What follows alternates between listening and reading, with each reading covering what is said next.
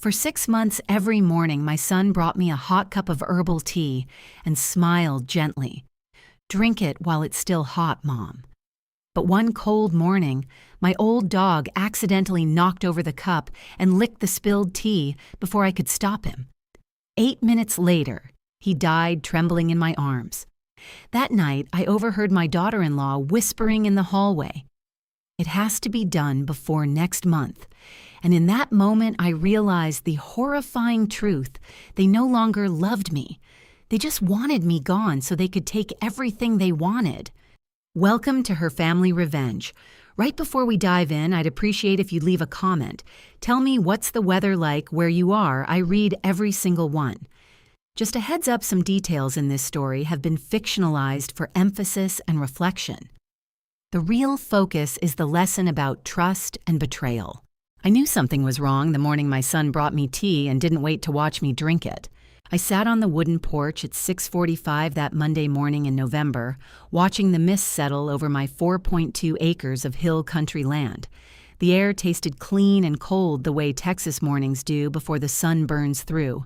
Biscuit, my 11-year-old beagle with gray around his muzzle, lay at my feet, with his tail thumping slowly against the wooden planks. I had my own cup of chamomile already brewed it myself, like I'd done every morning for 40 years. Then Clayton appeared. My son, 34 years old, a financial broker with perfectly pressed shirts and a nervous habit of checking his phone every 3 minutes. He stepped onto the porch at 6:52 carrying a fresh cup of herbal tea on a small white saucer. "Mom," he said, setting it down beside my existing cup, "drink it while it's hot." I looked at the steam rising from the cup, looked at Clayton's face, smooth, clean-shaven, carefully blank. He didn't meet my eyes. "Thank you, sweetheart," I said. He nodded once and walked back inside without another word. Didn't wait to see if I picked it up. Didn't ask how I slept. Didn't linger the way a son does when he's genuinely worried about his mother. I stared at that cup for a long time. 6 months of this. Every single morning since he married Vivica Thornton in May. 6 months of Clayton appearing on the porch or in the kitchen with freshly brewed tea. Always herbal, always in the same white cup, always with the same instruction: drink it while it's hot. He never used to care, not once in 33 years. When Clayton was 8, I taught 3rd grade at Oakmont Elementary. I'd come home exhausted and he'd be playing in the yard and I'd make myself tea and he wouldn't even glance at it. When he was 16, I had pneumonia for 2 weeks and he never once asked if I needed water, much less tea.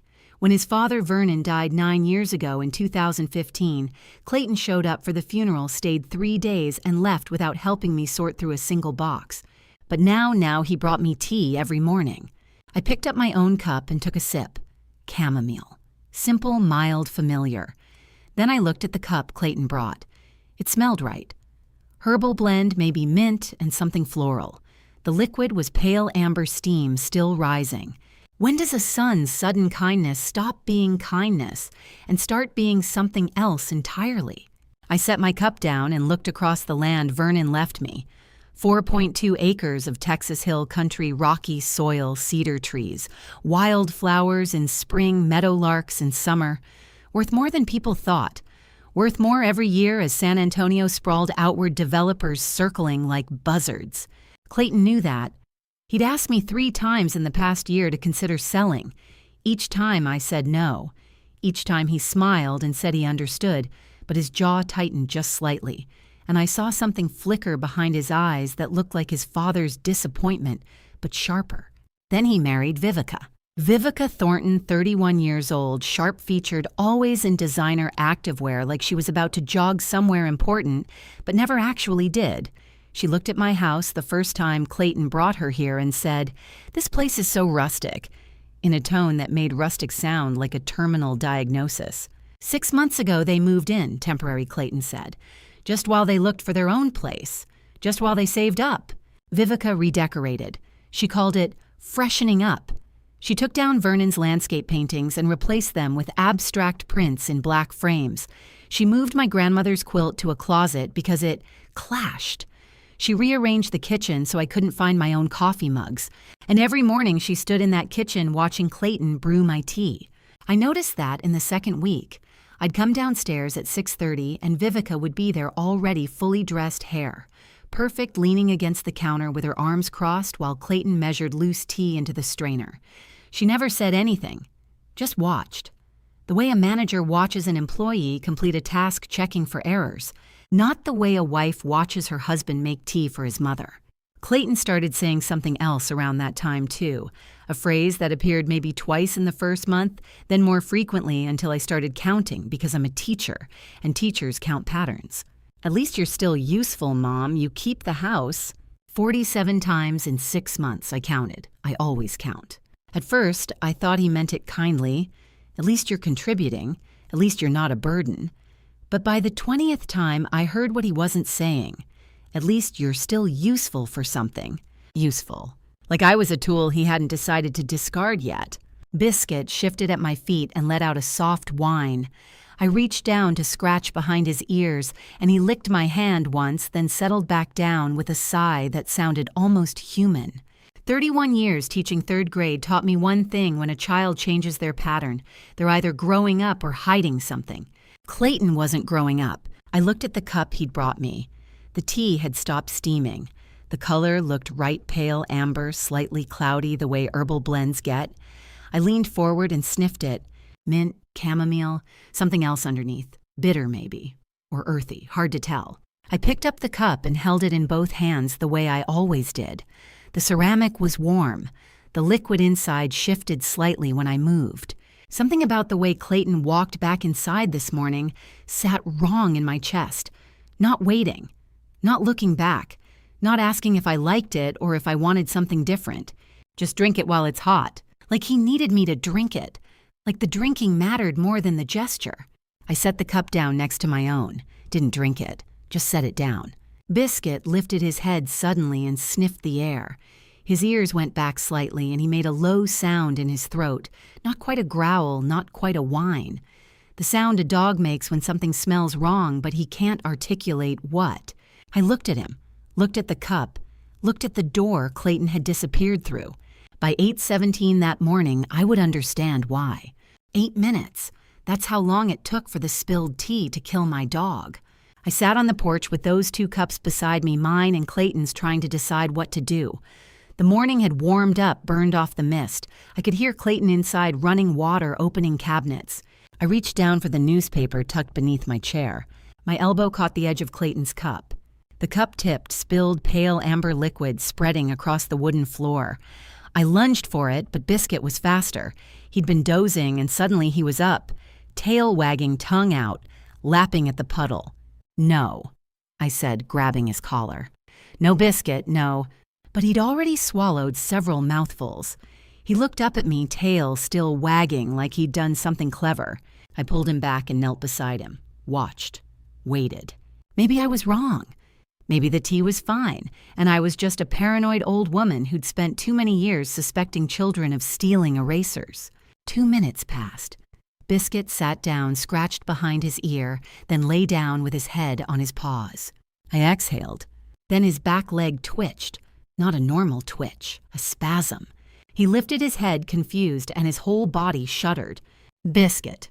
He tried to stand. His legs gave out. He collapsed onto his side, breathing fast, too fast, chest heaving. His eyes went wide, not with pain exactly, but with confusion, the way an animal looks when its body stops making sense.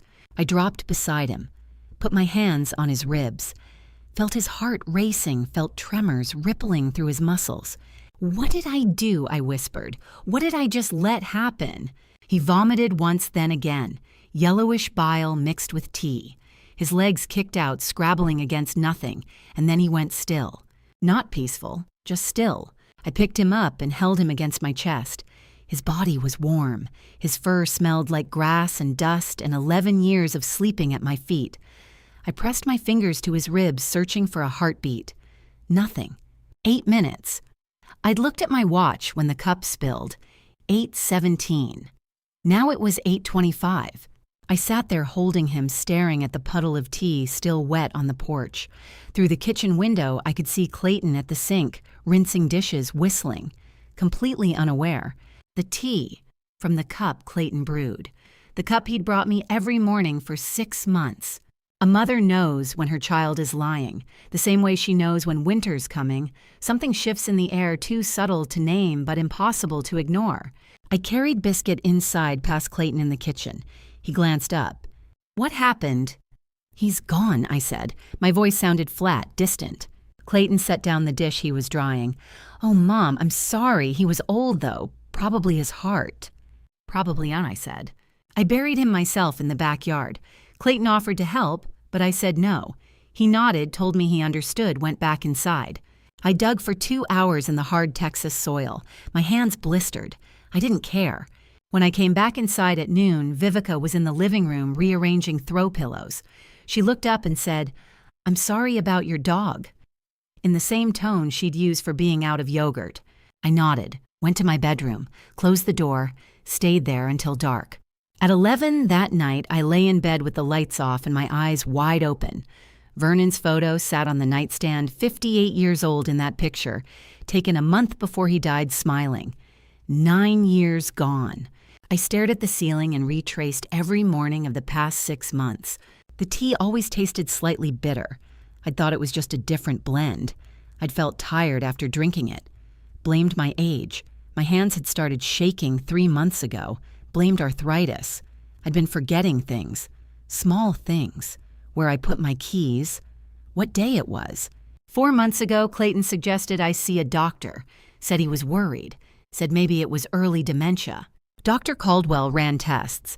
Told me I had mild cognitive decline. Nothing serious yet, but something to watch. He seemed uncomfortable, wouldn't quite meet my eyes. Clayton had been there for that appointment. He'd nodded along. Asked careful questions about progression, about whether I'd need help managing my affairs soon, about whether I was still competent to make financial decisions. All of it. Every piece. It fit together now in the dark like a puzzle I'd been staring at for months without seeing the picture. He'd been poisoning me. My son had been poisoning me. Slowly. Carefully. Gradually enough that I'd blame age, blame genetics, blame anything but the tea he brought me every single morning with such careful, manufactured concern. You can kill someone slowly and call it concern. You can poison someone daily and call it care. But you can't hide it from a woman who spent 3 decades watching children lie. I knew the signs. The too careful eye contact that means someone's rehearsed what they're about to say. The pause before answering that means they're checking their story. The kindness that appears exactly when it's needed and disappears the moment it's not. 31 years teaching 3rd grade taught me this: when you catch a child lying, you don't confront them right away. You watch, you record, you wait until you have everything documented, every inconsistency noted, every witness identified. Then you act. I couldn't confront Clayton. Not yet. Not with just a dead dog and a suspicion. He'd deny it. Vivica would back him up. Dr. Caldwell's records would show I was confused, declining, possibly paranoid. I'd look like exactly what they wanted me to look, like a sick old woman imagining things. No, I had to be smarter than that. I had to pretend nothing had changed. Keep drinking the tea or pretending to. Keep acting weak, confused, declining. Exactly what they expected. While I watched, recorded, gathered evidence. I didn't know how much time I had left, but I knew it wasn't much. And I knew I had to start, not tomorrow, not after thinking it over now. Starting right now in the dark with nothing but 31 years of watching people and knowing when something was deeply, terribly wrong. By morning, I would begin the most important performance of my life. I spent 31 years teaching children how to behave. The next morning, I taught myself how to lie. Tuesday, 6:45. I woke after maybe 2 hours of sleep and made a plan. Act weaker, more confused. Never drink the tea. Pour it out when they weren't looking. Watch, record, remember everything. I got dressed slowly, deliberately, fumbling with buttons. Walked into the kitchen at 6:50. Clayton was there, pulling his suit jacket on. Vivica Thornton stood at the counter, scrolling her phone, 31 years old, sharp-featured, wearing designer activewear. She'd been Clayton's wife for 6 months, and in that time, she'd moved through my kitchen with the efficiency of someone who already considered it hers. She glanced up when I walked in, assessed me, went back to her phone. Clayton turned from the counter, carrying the white cup. "Morning, Mom." he said, setting it on the table.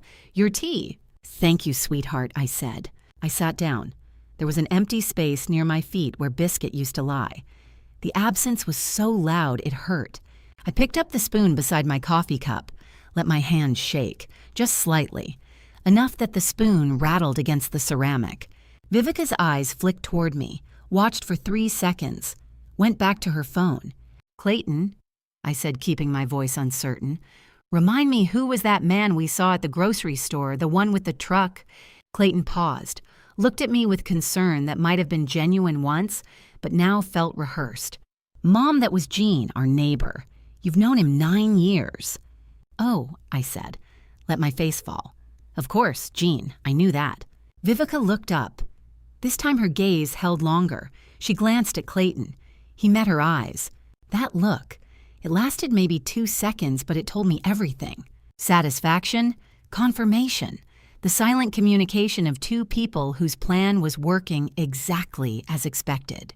They thought I was getting worse. They had no idea I was watching them watch me. I need to get to work, Clayton said, picking up his briefcase. You going to be okay today? I'll be fine, I said. I'll just stay home, read a little.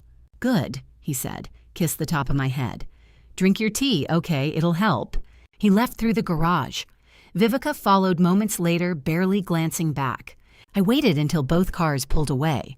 Then I picked up the white cup and walked to the window above the sink. The potted plant sat there, some kind of ivy Vernon had bought years ago that refused to die. I poured the tea into the soil, watched the pale liquid disappear. First time in 6 months I hadn't drunk it. I washed the cup, dried it, put it back exactly where it belonged. Teaching prepares you for many things: how to read a room, how to spot a lie, how to wait for the right moment. But it doesn't prepare you for the moment your child becomes the liar you're reading. Wednesday morning, Clayton insisted on driving me to my doctor's appointment. I want to make sure you get there safely, he said. You've been so tired lately. I hadn't had a doctor's appointment scheduled, but apparently Clayton had made one. Dr. Preston Caldwell's clinic sat on the north side of San Antonio, a small practice in a strip mall. I'd been seeing him for 3 years. He'd always seemed competent, kind, a little distant but professional. Now I walked into his office, wondering what else I'd missed. The exam room was clean and white.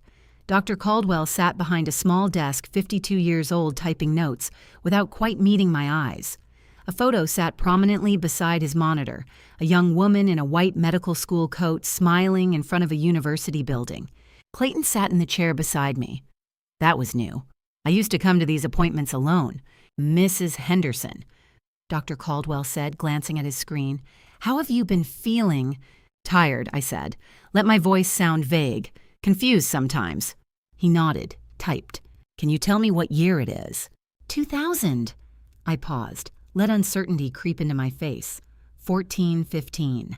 It's 2024, Clayton said quietly. Dr. Caldwell typed faster, still not looking at me. And the season? Spring, I said. It was November. More typing. Your address? I rattled off the old address from 20 years ago. Clayton shifted beside me. I could feel his satisfaction radiating off him like heat. Dr. Caldwell's phone buzzed. Clayton, could you step outside for a moment? I need to do a brief physical examination. Clayton hesitated, then nodded and left. The door closed. Dr. Caldwell kept typing, kept not looking. I waited 5 seconds, then spoke in my normal voice. Clear, focused, no confusion. How is your daughter doing in medical school, Dr. Caldwell? His fingers stopped on the keyboard, completely still. He stared at the screen like it might offer an escape. She's fine, he said. His voice had gone tight. Medical school is expensive, I said. Especially somewhere like Baylor. Must be hard to manage on a small practice income. He turned to look at me then. Really look at me. And I saw it in his face, the guilt, the fear, the trapped desperation of someone who'd made a deal they couldn't take back. I don't know what you're implying, he said. I'm not implying anything, I said. I'm just saying medical school is expensive, and I'm wondering who's helping you pay for it. How do you know who to trust when the people trained to protect you, your son, your doctor, are the ones trying to kill you? The door opened. Clayton stepped back in. "Everything okay?" he asked. Dr. Caldwell turned back to his computer. His hands were shaking. "Everything's fine," he said. "I'll write up my notes and send them to you both. Mrs. Henderson, I'm recommending we increase monitoring.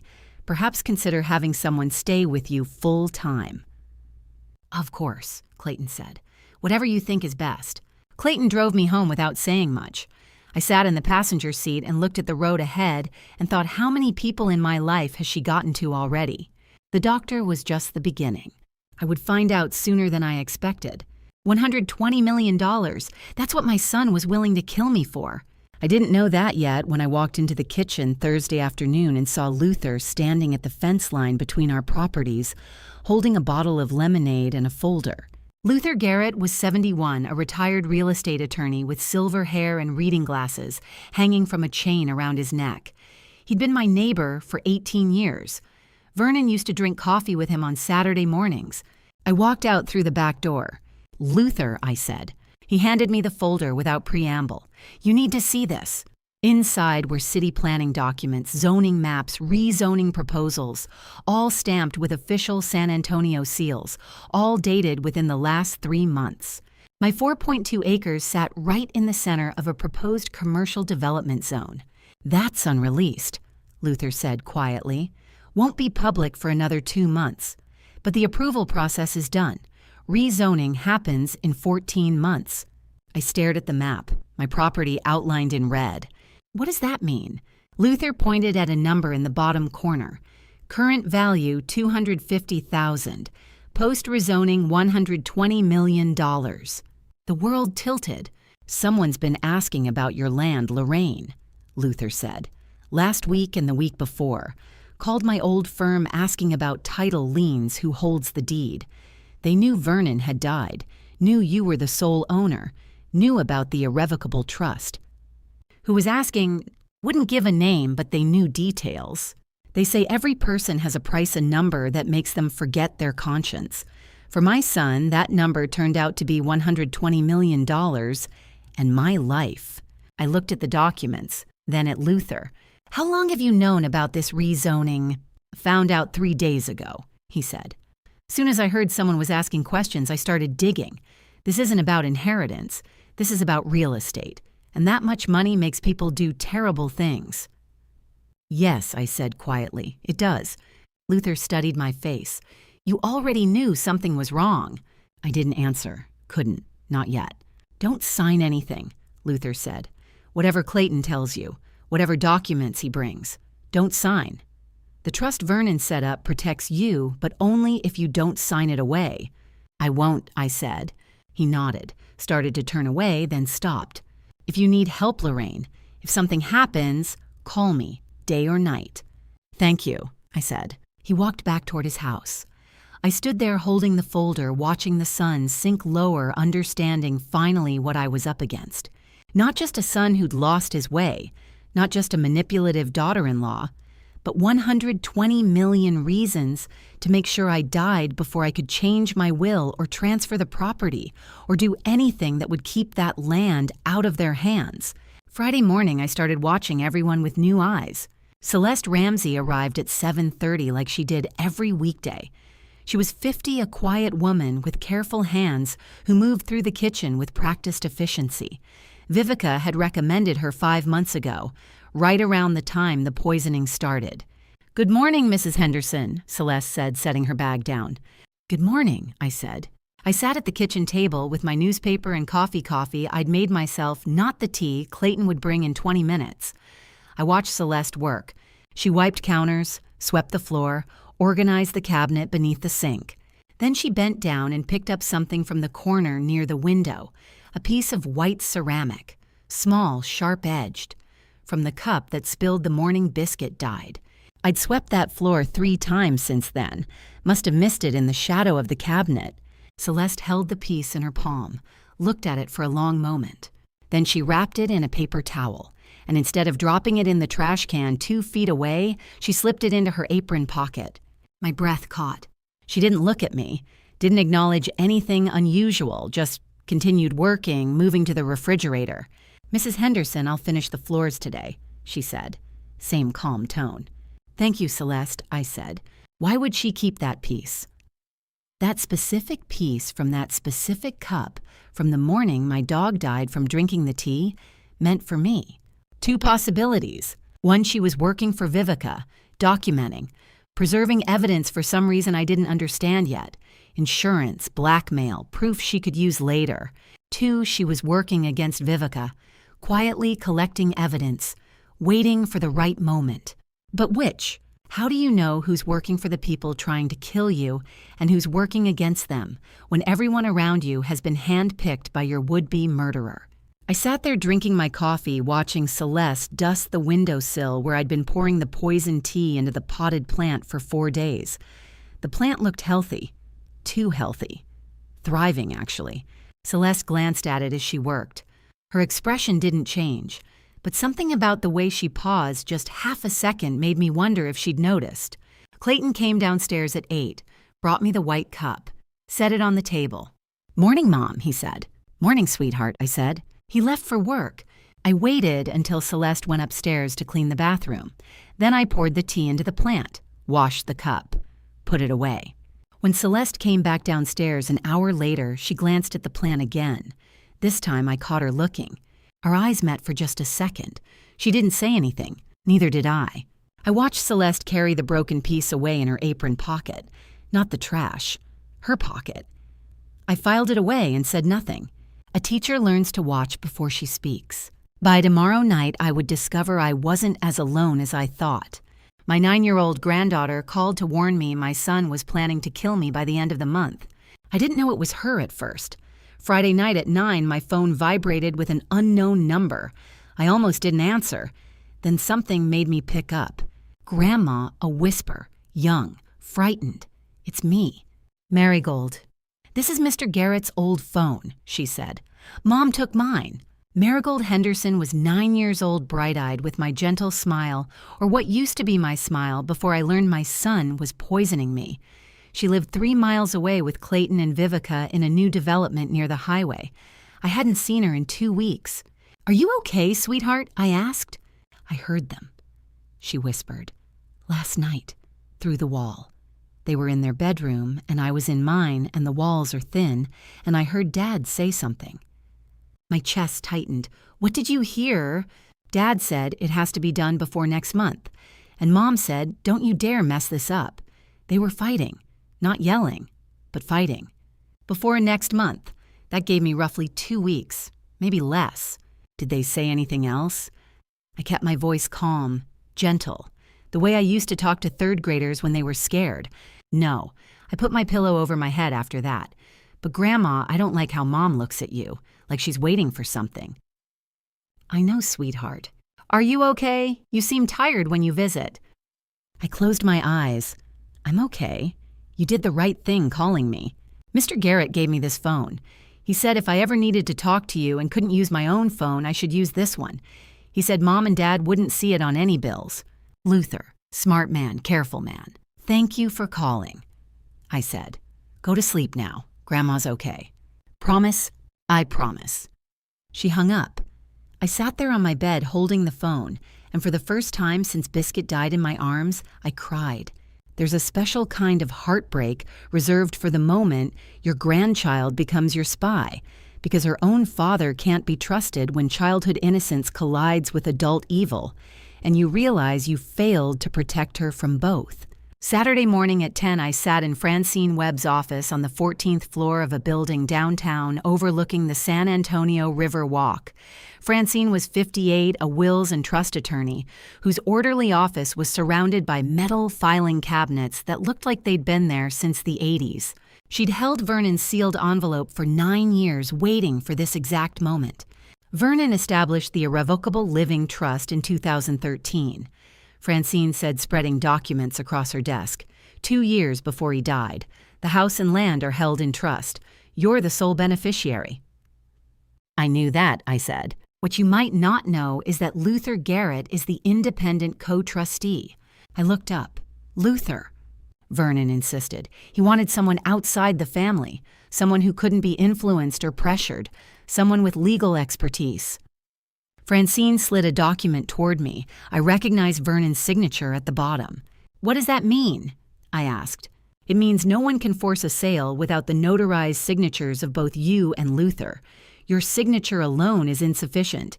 Even if someone had power of attorney over you, even if you were declared incompetent, even if every single medical and financial document said you wanted to sell, without Luther's independent verification and signature, the trust cannot be broken. The world shifted slightly. He built a fortress, I said quietly. Yes, he did, and he told me why. Francine reached into her desk drawer and pulled out a sealed manila envelope. My name written across the front in Vernon's handwriting. Careful, slanted to the right, the way it always was. He left this for you in 2013, Francine said. Instructions were to deliver it when you need to protect yourself. He was very specific about that wording, when she needs to protect herself. I took the envelope. The paper was slightly yellowed, 9 years old, sealed with tape that had turned brittle. He knew, I said. Vernon knew this might happen. He didn't say exactly what he thought might happen, Francine said carefully, but he was very clear that you might need protection someday, from whom he didn't specify. He just said I'd know when the time came. And when Luther called me Thursday saying someone was asking about your land and that he was concerned, I knew. I sat there holding the envelope, feeling Vernon's presence in the room, 9 years gone and still protecting me. There's more, Francine said. The trust includes a provision that if you die before voluntarily transferring the property ownership passes to a charitable foundation Vernon established, not to Clayton, not to any heir, to the foundation, which means even if Clayton inherits everything else, he can't touch the land. Some people leave behind photos and memories when they die. Vernon left behind a fortress built from legal documents and foresight protection that reached from beyond the grave to save the woman he'd loved for 40 years. Thank you, I said. Francine nodded. Vernon was a good man, and he was very, very careful when it came to protecting you. I drove home holding the envelope in my lap. Had to pull over twice because my vision blurred with tears. Not sad tears, grateful tears. The kind that come when you realize you're not as alone as you thought. Vernon had known, maybe not the details, maybe not that it would be Clayton and Vivica, maybe not that they'd use poison, but he'd known something might happen. He'd known I might need help, and he'd built protections that would last beyond his own death. I put the envelope on my nightstand that evening, sat on the edge of the bed and looked at Vernon's handwriting, careful, slanted to the right the way it always was. He'd known something might happen. He'd prepared. I slept better that night than I had in weeks. By Sunday morning, I would open it and discover just how much Vernon had known. My husband knew 13 years ago what it took me 64 years to learn: our son couldn't be trusted. Sunday morning at dawn, I sat in bed with the envelope in my hands. Pale blue light filtered through the curtains. The house was quiet. Clayton and Vivica wouldn't be awake for hours. I broke the seal carefully. Inside were 3 items. First, a copy of the trust agreement with Vernon's handwritten addendum dated March 2013. The addendum required Luther Garrett's notarized co-signature for any property transfer sale or title change. Vernon's handwriting filled the margins with notes about independent verification, dual authorization, protection against coercion. Second, Luther's phone number written on a small card with a note in Vernon's hand. He was witness. He knows everything. Third, a letter. 2 pages. Vernon's careful handwriting slanted right the way it always was. I unfolded it with shaking hands. Lorraine, it began, if you're reading this, I was probably right about Clayton, and I hope to God I wasn't. I stopped. Read that line again. Let it sink in. Vernon had known, not suspected, known. The letter continued. I've watched our son for 30 years, and I've seen something in him that breaks my heart. He needs things too badly: money, status, approval. He needs them the way other people need air, and people who need things that desperately will do desperate things to get them. I built this trust to protect you, not from strangers, not from accidents, from Clayton. Because I believe, and I pray I'm wrong, that if the numbers get big enough, if the pressure gets strong enough, he'll choose the money over you. Luther knows everything. He helped me structure the trust specifically, so Clayton can't pressure you, coerce you, or forge your signature to take the land. Even if you wanted to sell, even if you signed every document they put in front of you, Luther's independent signature is required. Without it, the trust stands. Trust Luther, trust Francine, and trust yourself. You always read people better than you gave yourself credit for. I love you. I'm sorry I had to write this. I'm sorry I couldn't protect you better while I was alive. Love, Vernon. I read it 3 times. Then I folded it carefully, put everything back in the envelope, and locked it in my bedside drawer. I looked up at the ceiling, at the space where Vernon used to be. You were right, I whispered. Then, but I've got it, Vernon. I've got it from here. Some people write love letters to their spouses. Vernon wrote legal documents, trust agreements, and protective clauses that said, I love you, in the only language that would matter after he was gone. At 11 that morning, I sat in Luther's kitchen drinking coffee in a pool of November sunlight. His house was smaller than mine, orderly, filled with books. He'd made the coffee himself, strong and black, the way Vernon used to drink it. Vernon asked me to be co-trustee in 2013, Luther said. We'd been business partners for years. Real estate law, mostly. I helped him structure dozens of trusts. But this one was different. How? He told me why he was doing it. He didn't usually explain, but this time he sat right where you're sitting and said, Clayton's always needed things too badly. That's a dangerous quality in a son. I set my coffee cup down carefully. Vernon tried, Luther continued. He tried to teach Clayton about patience, about working for things, about being satisfied with enough. But some people are wired differently. They're always reaching for more, always convinced the next thing will finally make them happy. When did Vernon know for sure? 18 years ago, 2006. Luther stood up and walked to a filing cabinet in the corner, pulled out a folder, set it on the table between us. A Houston investor named Kingsley Thornton approached Vernon about buying this land, offered well above market value. No explanation why, just said he was acquiring hill country properties for future development. I stared at the name, Thornton. Vernon refused, Luther said. Told Kingsley this land was for whoever came after us, that it wasn't for sale at any price. Kingsley didn't take it well, kept calling, kept increasing the offer. Vernon finally told him if he contacted us again, he'd file harassment charges. And that was 18 years ago. Yes, Vernon never forgot it. And when the commercial rezoning plans started circulating 3 years ago, I remembered Kingsley's name, started researching. He's a major developer now, Houston-based, specializes in commercial land acquisitions near growing cities. Luther paused, looked at me directly. 6 months ago, I went to Clayton's wedding, met his new wife, Vivica. Beautiful woman, charming. And when Clayton introduced her as Vivica Thornton, I felt something cold settle in my chest. You think? I know, Luther said. The marriage wasn't an accident, Lorraine.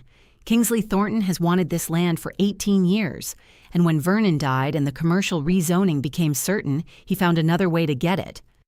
Through Clayton, through Vivica, who I'm guessing is Kingsley's sister, daughter, or niece, someone close enough to execute a long-term plan. Someone patient enough to wait 6 months a year, however long it took. How long does it take to plan a murder disguised as marriage? 18 years of waiting, watching, and positioning the perfect pawn. Does Clayton know? I asked. Luther hesitated. I don't know. He might be a willing participant, or he might be as manipulated as you are. Vivica's good at what she does. She might have convinced him this was his own idea, that you're declining anyway, that selling is the merciful thing. Merciful, I said. The word tasted bitter. Either way, Luther said, you need to act fast. If they're planning to move before next month, that gives you 2 weeks, maybe less. I drove home slower than usual. One question turned over and over in my mind. Did Clayton know from the beginning, or is my son just another piece on Kingsley Thornton's board? I would find out the answer sooner than I wanted. The tea sample I carried into the laboratory Monday morning was the difference between a murder accusation and a murder conviction. I couldn't prove Clayton's intent from suspicion alone. Couldn't build a case from gut feelings or overheard conversations or a dog dying in 8 minutes. I needed evidence that would hold up in court, evidence that couldn't be dismissed as paranoia or cognitive decline or a confused old woman imagining things. So Monday at 9, I drove to the independent testing laboratory Francine had recommended, a small facility in a medical complex on the north side, tucked between a physical therapy clinic and a dentist's office. I'd saved Sunday's tea, poured it into a small glass vial with a tight seal instead of into the plant, locked it in my bedside drawer overnight. Now I carried it in my purse like contraband. The lab was clean and white and smelled like antiseptic. Sandra Porter, a lab technician in her 40s, wearing a white coat and safety glasses, met me at the counter. She had the clipped, efficient tone of someone who'd testified in court before. "I need this tested," I said, setting the vial on the counter, "with full chain of custody documentation, for legal purposes." She picked up the vial, held it to the light. "What am I testing for?" "Everything," I said. "Toxins, poisons, anything that shouldn't be in herbal tea." She nodded, pulled out a form. "I'll need your name, contact information, and description of the sample." Lorraine Henderson. I gave her my phone number, my address. No aliases, no hiding.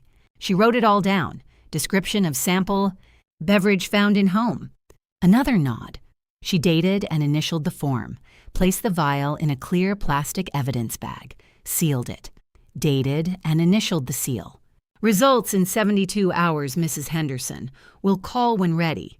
"Thank you," I said. Evidence doesn't lie the way people do. Evidence doesn't smile while pouring poison. Evidence just sits there, patient and cold and absolute, waiting for someone brave enough to collect it. I left the lab and drove to the supermarket on 5th Street, walked straight to the tea aisle, found the exact brand Clayton had been using, same box, same blend, same everything. Bought it, drove home. Clayton and Vivica were both at work. The house was empty. I went to the kitchen, opened the cabinet where the tea tin sat, pulled it out, opened the new box and poured the contents into an identical container I'd bought at the craft store weeks ago. Threw away the old tin, the one that had held poison for months in the neighbor's trash bin 3 houses down. Put the new tin exactly where the old one had been. Same spot, same angle, indistinguishable. Tomorrow morning, Clayton would make my tea from that tin, and I would pour it into the plant pot like always. But this time, it would just be tea, just chamomile and mint and whatever harmless herbs the company put in their blend. Tuesday morning, I sat in my bedroom with my old laptop and the door closed. Searched for information I should have looked for 6 months ago. Valeridge Property Solutions, LLC. The company name Luther had mentioned, the shell company likely set up to handle the land purchase once I was dead. I found it in the Texas Business Registry, registered address in Houston, registered agent Barrett Thornton. That name, Thornton again. Another family member, another piece of the conspiracy. Date of incorporation, April 2024. I stared at that date, read it 3 times to make sure I wasn't misunderstanding. April 2024, 7 months ago. Clayton and Vivica's wedding had been in May, 6 months ago. The company was founded 1 month before the wedding. This wasn't opportunity. This wasn't Vivica meeting Clayton and realizing he had valuable land and deciding to take advantage. This was plan. This was strategy. This was conspiracy that started before they ever said their vows. They'd incorporated the company, then married, then moved in, then started poisoning me. Everything on schedule, everything deliberate. I heard a car in the driveway. Vivica's car. She wasn't supposed to be home for hours. I closed the laptop, set it on the nightstand, lay back on the bed and closed my eyes. Made my breathing slow and steady like I was napping. Footsteps in the house, front door closing, Vivica's heels on the hardwood floor, coming down the hallway. Past the guest room, past the bathroom, toward my bedroom. The footsteps stopped outside my door. I kept my eyes closed, kept breathing slow in and out, like I was deeply asleep. A pause, long enough that I could feel her standing there, could feel her attention focused on my door, deciding something. Then the footsteps moved on, down the hall, into the master bedroom, door closing. I lay there not moving, not opening my eyes, not reaching for the laptop, Just lay there listening to my own heartbeat and thinking about that date. 7 months ago, a shell company.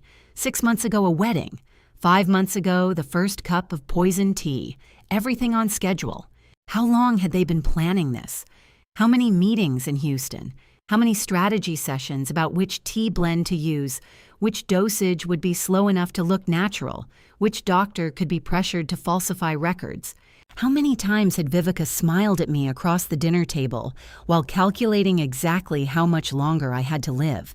And Clayton, my son. Had he known from the beginning, or had Vivica sold him the story piece by piece, convinced him it was mercy, convinced him I was declining anyway, convinced him the money was his birthright? I wanted to believe he'd been manipulated. Wanted to believe my son, the boy who used to bring me dandelions from the yard when he was 6, wouldn't plan his mother's murder in cold blood. But the company was incorporated 1 month before the wedding, and Clayton had signed the marriage license knowing what was coming. I lay there with my eyes closed, listening to Vivica's footsteps stop outside my door. A pause. Then they moved on. The company was founded before the wedding. That one fact sat in my chest like a stone. By Wednesday afternoon, I would learn I wasn't the only one Vivica had trapped. Barrett Thornton arrived at the cafe 9 minutes late, and I knew before he sat down that his sister had him trapped just like she had me. Wednesday afternoon, I'd learned I wasn't the only one Vivica had ensnared. So Tuesday at 2, I sat at a small table in a corner cafe near the university and waited for her younger brother to show up. Barrett was 28, nominal owner of Valeridge Property Solutions, LLC, according to state records, and the moment he walked through the door, I could see the fear. His hands shook slightly. His eyes darted around the cafe before landing on me. He looked like a man who'd just realized he'd been positioned as the perfect scapegoat for a murder conspiracy. He sat down without ordering anything. "Mrs. Henderson," he said. "Barrett." I slid a folder across the table. "I thought you should see what your sister prepared." He opened it. Inside were copies of the Valeridge LLC incorporation documents with his name prominently displayed. And beneath that, a photo I'd taken of a draft email on Vivica's laptop. I'd found it one afternoon when she'd left her computer open in the living room. The email was addressed to a Vail family attorney. Subject line, "Statement regarding recent events." The body outlined a careful narrative. Clayton had been acting alone. Vivica had no idea what he was doing to his mother. She'd been horrified to discover his plan. As for the financial aspects, the shell company, the planned land acquisition that had all been Barrett, her brother had acted alone. She'd merely signed documents he'd put in front of her without reading them carefully. Barrett read it twice. His face went gray. "She was going to put it all on me," he said quietly. "All of it," I confirmed. "The poisoning goes to Clayton. The financial fraud goes to you. Vivica walks away clean." He put his face in his hands. "I didn't know she'd go this far." "But you knew she'd go somewhere," I said. He looked up. "Kingsley wanted the land. Vivica said she'd handle it. I set up the company because she asked me to. I didn't think she meant poison," I said. "You didn't think she meant poison? Siblings are supposed to be allies forged in the same fire. Vivica and Barrett were forged in the same fire. It just turned out one of them was holding the match and the other was kindling." "What do you want?" Barrett asked. "Your testimony, full cooperation. Everything you know about Kingsley's plan, Vivica's involvement when it started, how it was supposed to end. And if I don't, then Vivica's email becomes reality. You take the fall for all of it. Financial fraud, conspiracy, maybe accessory to attempted murder depending on what you knew and when." He was quiet for a long moment. "What do I get?" he finally asked. "My attorney will be in touch about an immunity agreement. You cooperate fully, you testify truthfully, you walk away from this." "Your attorney?" "Francine Webb. She'll call you tomorrow. Keep your phone on." I stood up, left $20 on the table for both our coffees, walked out without looking back. Wednesday morning at 9, I sat in my car in the laboratory parking lot. I'd been there since 6, watching the sun come up cold and bright over San Antonio, waiting for Sandra Porter to arrive with the results. She walked out at 9:05 carrying a manila envelope, saw me in my car, walked over. I rolled down the window. Mrs. Henderson, she said. I was going to call you. I was in the area, I lied. She handed me the envelope. Aconitine, extracted from Monkshood Aconitum napellus, common ornamental plant here in Texas, pretty purple flowers, extremely toxic. I opened the envelope. Inside was a 2-page report with chemical analysis concentration levels, identification methodology, all typed, all official, all undeniable. Small cumulative doses cause exactly the symptoms you described, Sandra continued. Her voice was clinical now, professional, the voice of someone who'd delivered this kind of news before. Tremors, fatigue, concentration loss, memory issues, easily mistaken for normal aging, large acute dose, causes cardiac arrest and death. I stared at the paper in my hands. This was real. This was proof. This was what my son had been feeding me for 6 months. The concentration in your sample suggests regular, deliberate administration, Sandra said. This wasn't accidental contamination. This was intentional. Thank you, I said. She nodded, started to walk away, then turned back. Mrs. Henderson, I included chain of custody documentation. Everything time-stamped and witnessed. If you need this for legal purposes, it'll hold up. Thank you, I said again. She walked back into the building. I sat in my car holding the envelope. You can suspect poison all you want, cry about it, fear it in the dark. But until a lab puts it on paper with a Latin name and a chain of custody signature, it's just a dying dog and an old woman's paranoia. Now it was evidence. Now it was proof. Now it was something I could use. I pulled out my phone, called Francine. She answered on the second ring. Lorraine. I have the lab results, I said.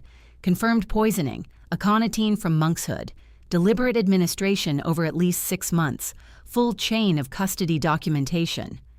Francine was quiet for a moment. I could hear her breathing, thinking. Lorraine. I need you to listen carefully. This is now a criminal matter, not civil. Criminal. I need to contact the San Antonio Police Department. Financial Crimes and Elder Abuse Division. Are you ready for that? I need you to make the call, I said. Another pause. Okay, she said. I'll contact Detective Nadine Kelly. She handles elder abuse cases. She's good, thorough. She'll want to meet with you probably today or tomorrow. Can you do that? Yes. Don't confront Clayton or Vivica. Don't let them know you have this. Act normal. Can you do that? I've been doing it for weeks, I said. Good. I'll call you back within the hour. She hung up. I sat there in the parking lot holding the envelope. Evidence, proof, power. I started the car and drove home. I had things to do, and now I had someone official in my corner. By Thursday afternoon, I would discover exactly how deep the evidence went. My 9-year-old granddaughter handed me the evidence that would convict her father, and she didn't even know it.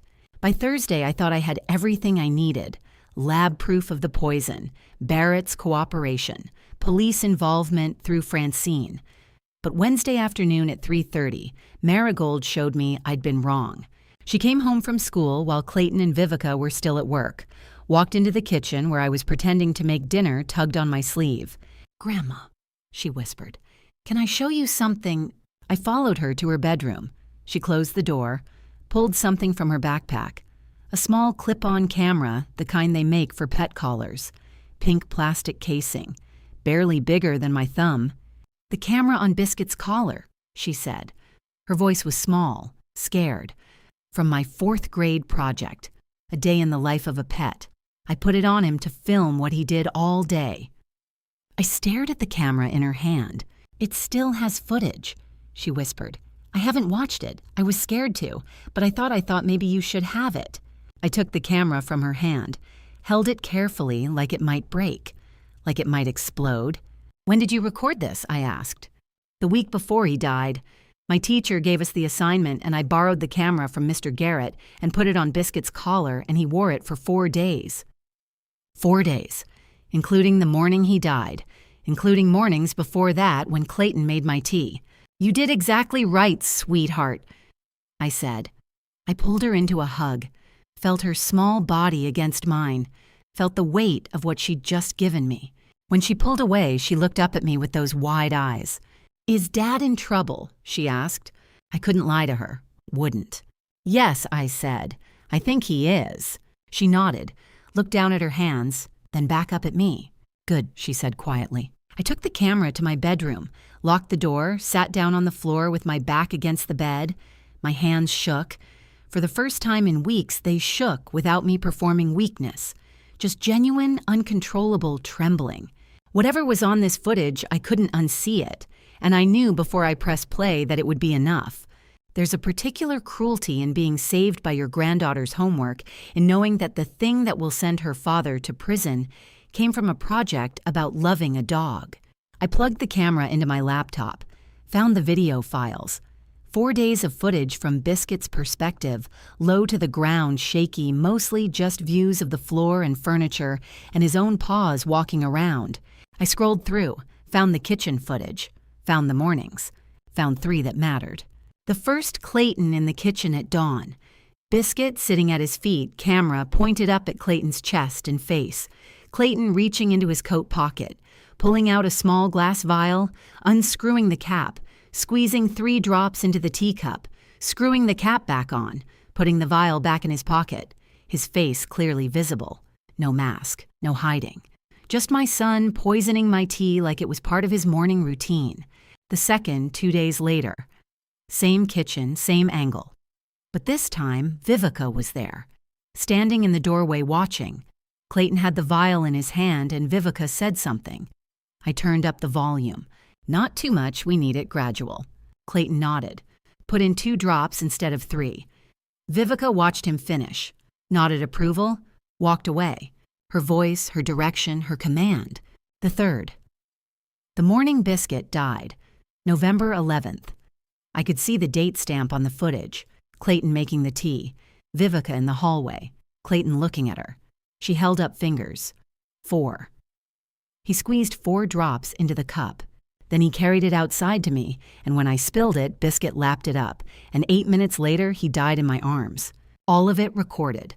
All of it saved on a tiny pink camera meant to document a dog's happy day. I watched all 3 clips twice more. Didn't cry, couldn't. I'd moved past crying somewhere around the second viewing. Now I just felt cold, clear, certain. Technology doesn't forgive or forget. It just records and waits patient as stone until someone brave enough plugs it in and watches what it saw. I pulled out my phone, called Francine. She answered on the first ring.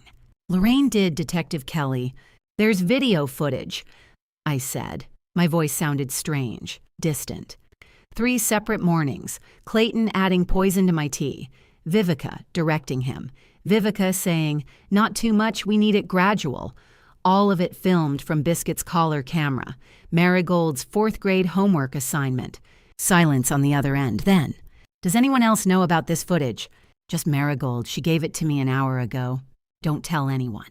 Don't let Clayton or Vivica know you have it. I'm calling Detective Kelly right now. She'll want to see you immediately. Probably tonight. Can you do that? Yes. Lorraine, this is everything.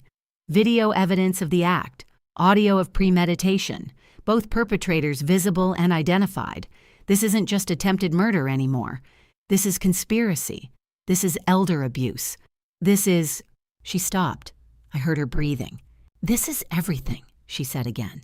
I know, I said. I'll call you back in 10 minutes. She hung up. I sat there on the floor of my bedroom holding the tiny pink camera, thinking about Marigold asking if her father was in trouble, thinking about her saying good when I told her yes, thinking about what it means when a 9-year-old understands that sometimes the right thing to do is turn in your own father. I closed the laptop, sat in the quiet for a moment. Then I got up, went to my desk, and began writing a list, not of what I felt, of what I still needed to do. By Friday, I would discover I had one more piece of evidence I didn't even know existed. The best part about discovering your would-be murderers plan to betray each other is knowing exactly how to use it against them. Friday morning, I discovered the last piece I didn't know existed. Luther called at 8 asking me to come by, said his financial contacts had found something interesting. So at 9, I sat in his kitchen drinking coffee while he showed me what Clayton thought was hidden. Private savings account. Luther said, sliding a printed statement across the table. Austin Credit Union, not attached to any of his other accounts, not attached to Vivica's name. I looked at the numbers. Account opened in July, 4 months ago. Current balance $47,000. Where did this money come from, I asked. Small transfers from his main account. 500 here, 1,000 there. Nothing big enough to raise flags. Nothing Vivica would notice if she wasn't looking carefully. I traced my finger down the list of deposits. Steady. Methodical. Building. He's building an exit fund, Luther said. After he gets the land, after he sells it, he's going to run. Leave Vivica. Leave everything. Take his cut and disappear. I set the statement down carefully, looked at Luther. So they're both planning to betray each other, I said. Luther nodded. Vivica's got her email ready to blame Clayton and Barrett for everything. Clayton's got his escape account ready to abandon Vivica. Each one thinks they're the smart one. Each one thinks they're playing the other. I picked up my coffee, drank, let the warmth spread through my chest. Good, I said. Luther raised an eyebrow. Good. I only need to make sure they're in the same room when they find out. Marriage is supposed to be till death do us part. Clayton and Vivica took that vow literally. They just disagreed about whose death and who got to keep the parts. I looked out Luther's kitchen window. His view was similar to mine, hill country, stretching out in rocky slopes and cedar trees. Texas morning light making everything look clean and possible. I cataloged what I had now, ran through it like a teacher checking off attendance. Lab results confirming aconitine poisoning, chain of custody documentation, Sandra Porter's professional testimony waiting, video footage from Biscuit's collar camera, 3 mornings, Clayton's face, Vivica's voice. Not too much, we need it gradual. Marigold's innocent homework assignment turned prosecutorial evidence. Barrett Thornton flipped. Immunity agreement pending through Francine. His testimony about Kingsley's 18-year plan. His testimony about Vivica's manipulation. His testimony about Valeridge LLC. Vivica's draft email. The blame-shifting strategy. The prepared betrayal. Clayton's secret account. The planned escape. The mutual betrayal. Celeste's broken cup shard. The evidence she'd quietly preserved. Vernon's trust. Luther's co-trustee protection. The fortress that couldn't be broken. Dr. Caldwell's compromised records, his guilt, his potential cooperation. Detective Nadine Kelly coordinated through Francine. Official police involvement, elder abuse, and financial crimes. I had everything. Not pieces anymore. The whole picture. The complete chessboard with every piece visible, every move calculated, every outcome mapped. When will you do it? Luther asked. I turned from the window, looked at him. This man who'd been Vernon's friend, who'd protected me without me even knowing it, who'd built the legal fortress that kept me alive. Soon, I said, before the deadline Marigold heard, before the end of the month, when everyone I need is in the same room. What room? I don't know yet, but I'm starting to see the shape of it. Luther nodded slowly. You're going to make them expose each other. They've been lying to everyone else for months, I said. Now they're going to have to look at each other. Lorraine. Luther's voice was careful. This isn't just about justice anymore, is it? I thought about that, about what I was planning, about what it meant. No, I said honestly. It's not just about justice. It's about making sure they understand exactly what they did, making sure they see each other clearly, making sure everyone sees them clearly. Revenge, Luther said quietly. Is that wrong? I don't know. Vernon would probably say it was dangerous. Vernon's dead, I said. Not bitter, just factual. And if these people had succeeded, I'd be dead too. Cold revenge is better than being a corpse. Revenge isn't hot and impulsive. Real revenge is cold and patient.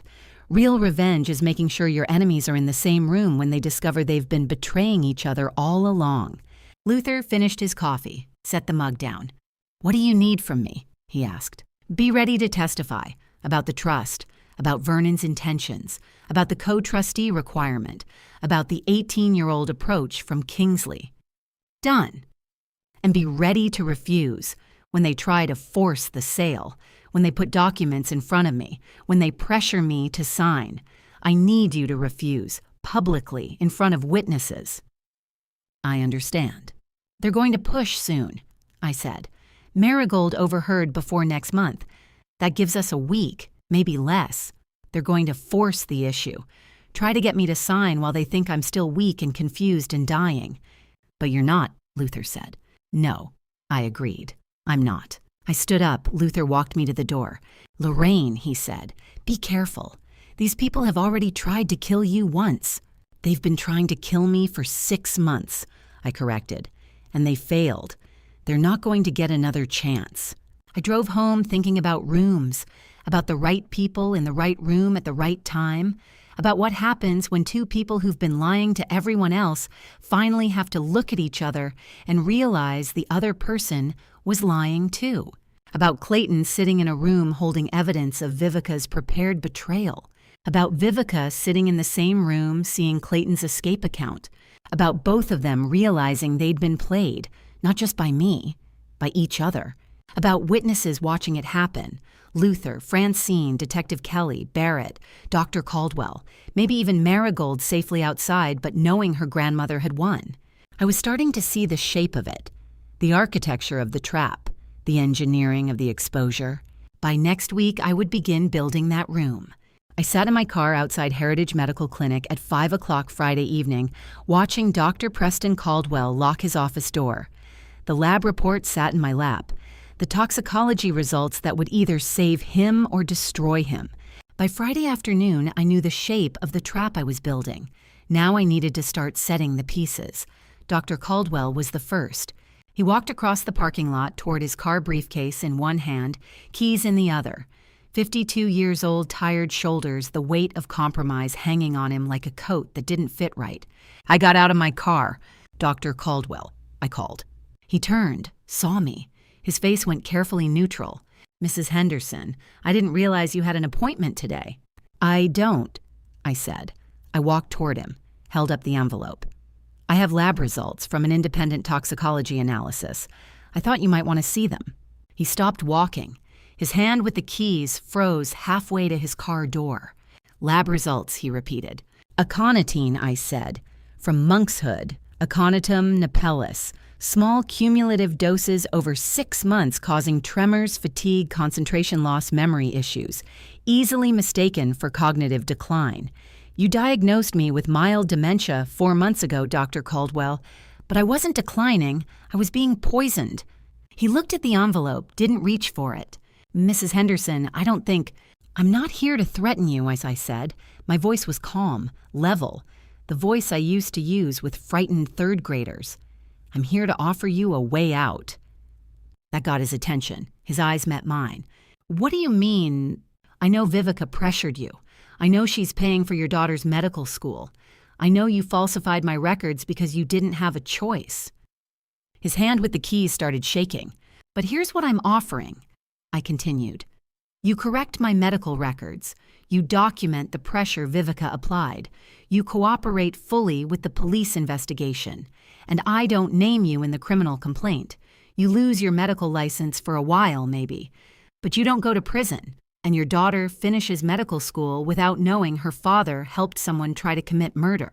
He was quiet for a long moment, just stood there in the parking lot as the November evening got darker around us.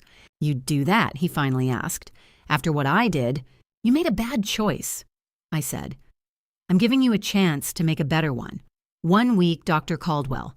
Document everything. Then call my attorney, Francine Webb. She'll coordinate with Detective Kelly." I handed him the envelope. He took it with trembling hands. "Why?" he asked. "Why give me this option?" "Because my granddaughter shouldn't have to watch her father go to prison alone. She should see that some people, when given the choice, do the right thing." I noticed my hands holding the lab report didn't shake anymore. 6 months of poison, and now my body finally belonged to me again. The trembling was gone. The weakness was gone. I was just myself, whole, recovered, angry. Dr. Caldwell nodded slowly. 1 week, he said. "I'll call Francine Webb." "Thank you," I said. I walked back to my car, drove home. Gave him that moment of relief before I walked into the next battle. Vivica was waiting. I walked into my house at 6:30 to find the dining room table set, good china, crystal glasses, candles lit, Clayton and Vivica already seated. Mom, Clayton stood up. "I didn't think you'd be home yet. We're having a family dinner." "How lovely," I said.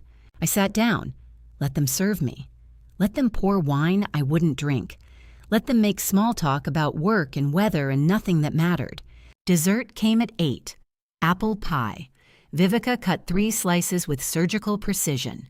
Then she pulled an envelope from beside her plate. "Lorraine," she said. Her voice was warm, concerned, perfectly performed. "Clayton and I have been worried about you. The memory issues, the confusion. We think it's time to put some safeguards in place." She slid the envelope across the table. "It's just a power of attorney," Clayton added quickly, "just so I can help you manage things. Pay bills, handle paperwork, nothing major." I opened the envelope, read the document slowly, every word, every clause. It granted Clayton complete control over my property, my medical decisions, my financial accounts, everything. With this signature, I'd hand him the keys to kill me legally. "It's just a formality," Vivica said, "for your protection." I set the document down, picked up the pen, let it hover over the signature line. Vernon had signed his estate documents in this same dining room, had trusted Vivica completely, had never known she was already planning his widow's murder. I set the pen down, unsigned. "I'll need to think about it," I said. Vivica's smile tightened. "Lorraine, it's really quite standard." "I'll need to think about it," I repeated. I looked at her directly. No confusion in my eyes, no weakness, no performance. Just me looking at her, letting her see exactly how clear I was. The silence stretched across the table like a wire pulled taut. Clayton shifted in his chair, glanced between us. "Mother," he said. His voice had gone uncertain. "Maybe we should discuss this when you're feeling more yourself." I turned to look at him, at my son, at the man who'd been poisoning me for 6 months. "I've never been more myself than I am right now," I said.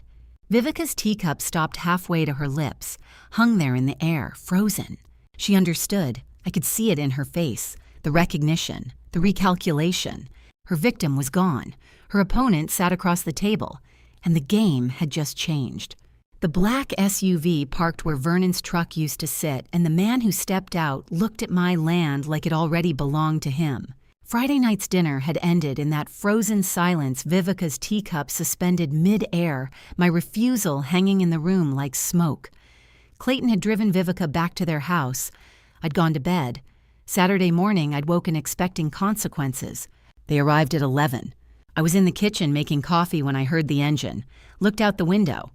The black SUV pulled into my front yard, not the driveway, the yard, and parked on the grass where Vernon used to park his old pickup truck every evening after work. A man stepped out. Kingsley Thornton, Vivica's younger brother from Houston. I'd never met him, but I'd seen his face in the documents Luther showed me. Dark gray suit that probably cost more than most people's monthly mortgage. Expensive sunglasses, the casual confidence of someone who'd never been told no. Vivica got out from the passenger side. I watched them through the kitchen window, stayed back in the shadows where they couldn't see me. Kingsley didn't look at the house, didn't acknowledge the building where I lived. Instead, he walked the property line, pointed along the boundaries, gestured with his hands like he was drawing measurements in the air, paced off distances, surveyed my 4.2 acres of hill country land like he was already planning what to build on it. Vivica followed him, nodded at whatever he was saying, pointed toward the back acre, toward the section with the best views. Kingsley turned in a slow circle, taking it all in, calculating, planning. Then his gaze swept toward the house, toward the kitchen window. I stepped back, let the shadows take me, my heart hammered. I pulled out my phone, called Luther. He answered on the first ring. "He's here," I said. "Kingsley Thornton in my front yard. Vivica brought him." Luther was quiet for a moment. "Then they're moving to close," he said. His voice was grim. "When he comes to inspect in person, it means they're ready to make their final play." I watched through the window. Kingsley was pointing at the house now, saying something to Vivica. She was nodding. I caught fragments of their voices through the glass. 4.2 acres, Vivica was saying. Just like I told you. Good location, Kingsley replied. The rezoning goes through in 14 months. Commercial district. We can flip it immediately. Or develop it ourselves. Maybe. Depends on the offers. They walked back toward the SUV, got in, drove away, never knocked on my door, never acknowledged I existed. I realized then that Vernon's land, the only thing I had left of him, was being measured for sale before I was even gone. I called Luther back. They're gone, I said. What did you hear? I told him. The measurements, the rezoning timeline, the plan to flip or develop. Lorraine, Luther said carefully, you need to be very careful now. If Kingsley's involved directly, if he's here in San Antonio, it means they're accelerating. The deadline Marigold overheard before next month, that's real. That's soon. I know, I said. Do you have everything you need? All the evidence gathered? Almost. Then move fast, he said, because they're going to. Sunday afternoon at 2, Francine called. I have the bank records Detective Kelly requested, she said. No preamble, no pleasantries, just straight to business. You need to hear this. What did you find 11 months ago, December of last year, 1 month before Clayton's wedding to Vivica? There was a withdrawal from your savings account. I sat down on my bed. How much? $23,000. Transferred to Clayton's personal checking account. Authorization document on file at the bank carrying your signature. I closed my eyes. I never authorized that. I know. The signature's forged. Detective Kelly had a handwriting analyst compare it to your actual signature on other documents. It's close, but not perfect. The analyst says whoever did it practiced but made small mistakes, pressure points, letter formations, the kind of things most people wouldn't notice but an expert can see. 23,000, I said quietly. 1 month before the wedding. Francine repeated. Lorraine, do you understand what this means? Tell me. They tested it. They forged your signature on a smaller amount to see if the bank would accept it, and it worked. The bank processed the transfer without question, so they knew they could do it again. When you were dead or declared incompetent, they could forge your signature on the land sale documents, and the bank would process it just like they processed the 23,000. It was practice, I said. It was a test run. Francine agreed. Her voice was grim. And it establishes pattern. It proves this wasn't a crime of opportunity. It proves they planned this. Months before the wedding, before the poisoning started, they were already stealing from you and testing whether they could get away with it. That's not a mistake, I said. That's evidence. That's exactly what it is, Francine said. Detective Kelly is building a case for conspiracy, for elder financial abuse, for attempted murder. And this document, this test run from 11 months ago, it's the piece that proves premeditation. From the living room, Clayton's laughter erupted, sharp and sudden, the sound of a game show audience cheering. Some contestant had just won money. I sat on my bed holding the phone. After Francine hung up, I stayed there, listening to Clayton laugh at the television, at some stranger winning some prize. $23,000 was just practice. The real prize was still waiting, and Clayton had no idea I knew. I can't sleep. The $23,000 forged signature plays in my mind not the money itself, but what it means. Practice. A test run for something bigger. Downstairs, Clayton's watching television, his laugh track echoing through the house, while I hold evidence of his betrayal. Past midnight, I wake to lights seeping under my bedroom door. The house should be dark. I slip from bed, ease the door open, peer through the upstairs banister. Clayton stands alone in the living room, illuminated by a single lamp. He's holding something, a framed photograph. Even from here, I recognize it, Savannah, 1998. Clayton, at 8 years old, Vernon beside him on the dock. Father and son holding fishing rods, both grinning. Vernon died 6 weeks after that photo. Clayton's shoulders shake. My throat tightens. How much of my son is left inside the man who's been poisoning me for 6 months? He touches the glass where Vernon's face is his finger tracing the outline. For a moment, just a moment, I see the boy he was. The one who cried for 3 days after his father's funeral. The one who slept in Vernon's workshop for a week because it still smelled like sawdust and old spice. Then movement in the darkness behind him. Vivica emerges from the hallway, her silk robe catching lamplight. She doesn't touch him, doesn't need to. Her presence alone changes something in Clayton's posture. His shoulders straighten. The photograph lowers. "Friday," she says quietly. Just the one word. "Don't lose your nerve now." Clayton sets the photo on the side table face down. He doesn't look at it again. He knows what he's doing is wrong. I can see it in how gently he laid that photograph down, how his hand lingered on the frame. But Vivica's control is absolute. Whatever conscience he has left gets buried every time she speaks. "I won't," he says. They disappear toward the master bedroom. The light clicks off. I stand at the banister for 10 minutes, maybe more. My legs won't move. That photograph has sat on that table for 26 years. Clayton looked at it nearly every day as a teenager. I haven't seen him pick it up in a decade. Back in bed, I cry for the first time since discovering the aconitine. Not for what Clayton did to me, for who he chose to become. By 3 a.m., I understand the difference between forgiving what someone did and accepting who they chose to become. What would you do if you discovered your son's humanity was the last obstacle before your murder? The answers coming next will change everything. I thought I knew about loyalty. If you're invested in seeing where this leads and why Friday matters, tell me in the comments what you think Clayton's photograph moment means for what's coming. The fictionalized timeline has been adjusted for narrative purposes, but the emotional truth remains. Morning comes too early.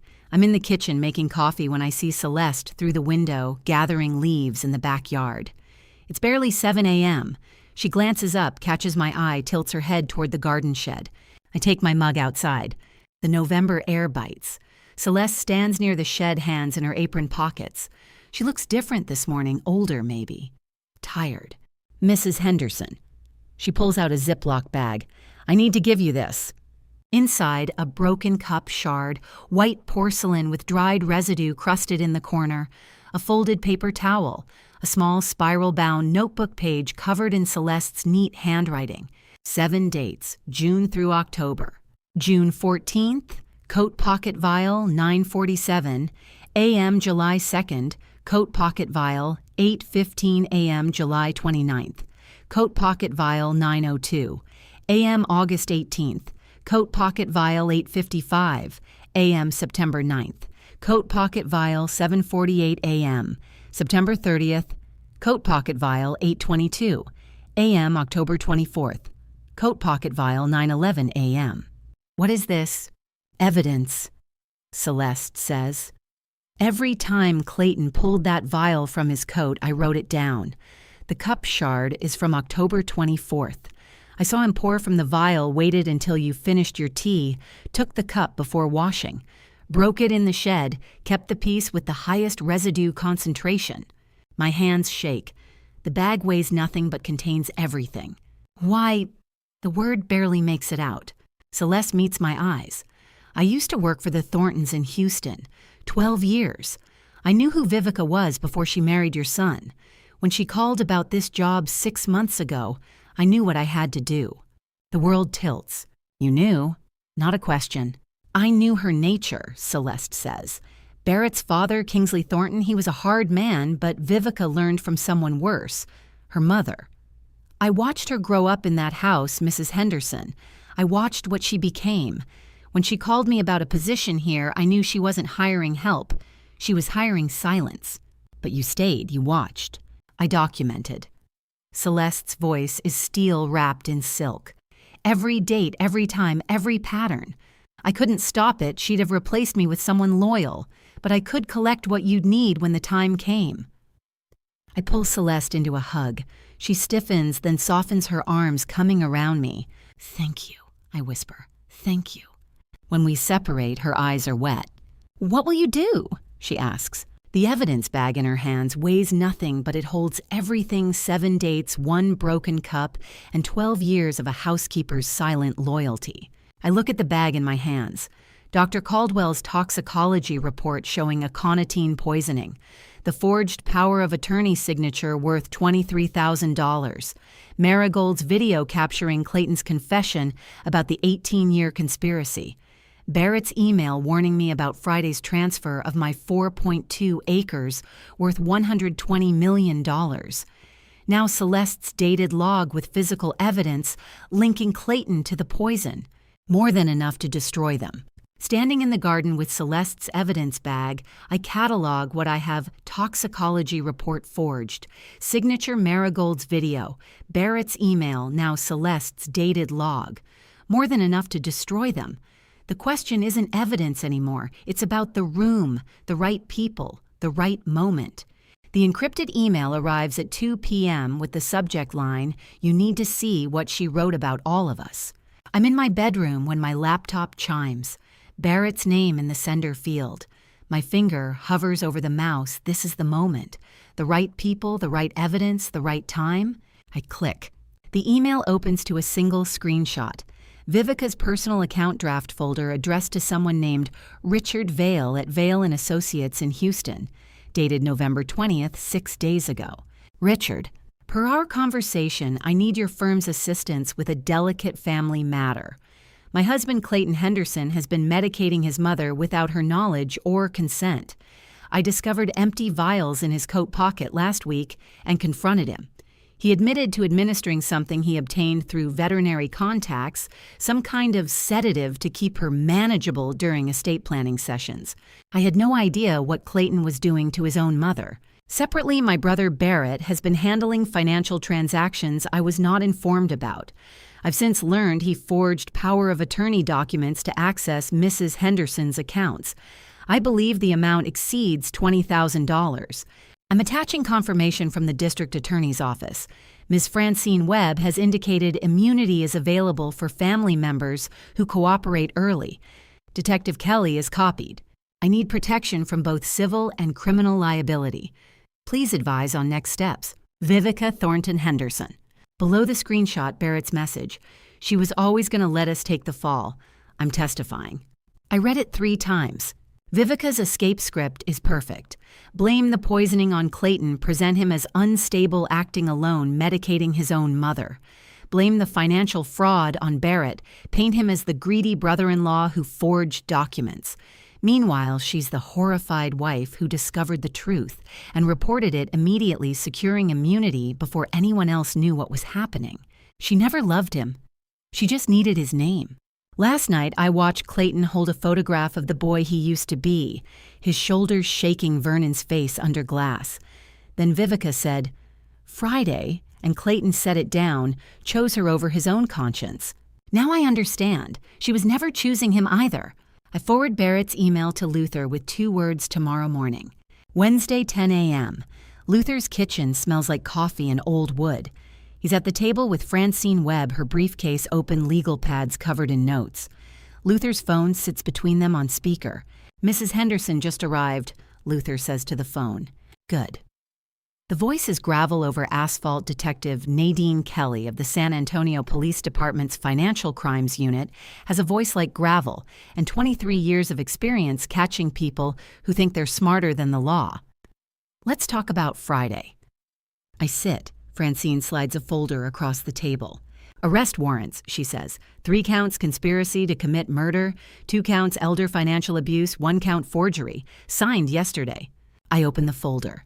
Clayton Michael Henderson, Vivica Ramsey Thornton Henderson, Barrett James Thornton. We can execute these Friday morning, Detective Kelly says through the speaker. But here's what I'm proposing instead. Luther refills my coffee. His hand is steady. Mine would shake. You've got a signing session scheduled for December 6th. Kelly continues. All parties present Clayton Vivica. Kingsley Notary, supposedly you signing over the 4.2 acres. What if we let that meeting happen and Francine leans forward. With modifications, you control who knows the truth versus who walks in blind. Who knows, I ask. You Luther me Dr. Caldwell, he'll testify about the aconitine and consultation timeline. Barrett, since he's flipped. Celeste for the documented evidence. We position them strategically. Vivica called Clayton her devoted husband in the draft, the same Clayton who stood alone at midnight holding a photo of the boy he used to be. And who doesn't know? My voice is steadier than I expected. Clayton Vivica Kingsley. They walk into that room thinking it's a standard estate signing. Notary's one of ours deputized wired. When they start the script, when Clayton tries to administer the final dose, or Vivica pushes documents, we have voluntary confession on site. Why does that matter, I ask. Escalation. Kelly's voice sharpens. Arrest warrants get us conspiracy charges based on evidence. Voluntary on-site confession during an attempted murder gets us attempted murder in the first degree plus special circumstances. Elder abuse, financial exploitation, conspiracy across state lines. We're talking 25 to life, not 10 to 15. Luther meets my eyes. You sure about this, Lorraine? I think of Biscuit's empty bed, Marigold's shaking hands holding a phone, Clayton's laugh track echoing while I held evidence of his betrayal, Celeste's 12 years of loyalty, Barrett's guilt finally cracking through family obligation. I've been sure since Biscuit died, I say. I just needed the right pieces in place. Francine makes notes. December 6th, Luther's office neutral ground. We'll have plain clothes positioned outside Kelly's team. Dr. Caldwell provides medical testimony. Barrett provides financial records and his sister's escape email. Celeste provides physical evidence and dated documentation. The signing session isn't about getting you to sign, Kelly says. It's about giving them enough rope to hang themselves. You're not a victim walking into a trap. You're the trap. Tomorrow she'll carve turkey and pass stuffing to the people who've been carving up her life. We spend 2 hours on logistics. Who arrives when, where people sit, what questions trigger which responses. Francine drafts the script, not for me, for them, what they'll say when they think they're winning. By noon it's done. I drive home under gray November sky. My hands don't shake anymore. Tomorrow is Thanksgiving. I'll sit across from Vivica and Clayton, pretend weakness one more time past the cranberry sauce. I'll smile when Vivica mentions the signing session. I'll nod when Clayton asks if I'm feeling well. One more performance.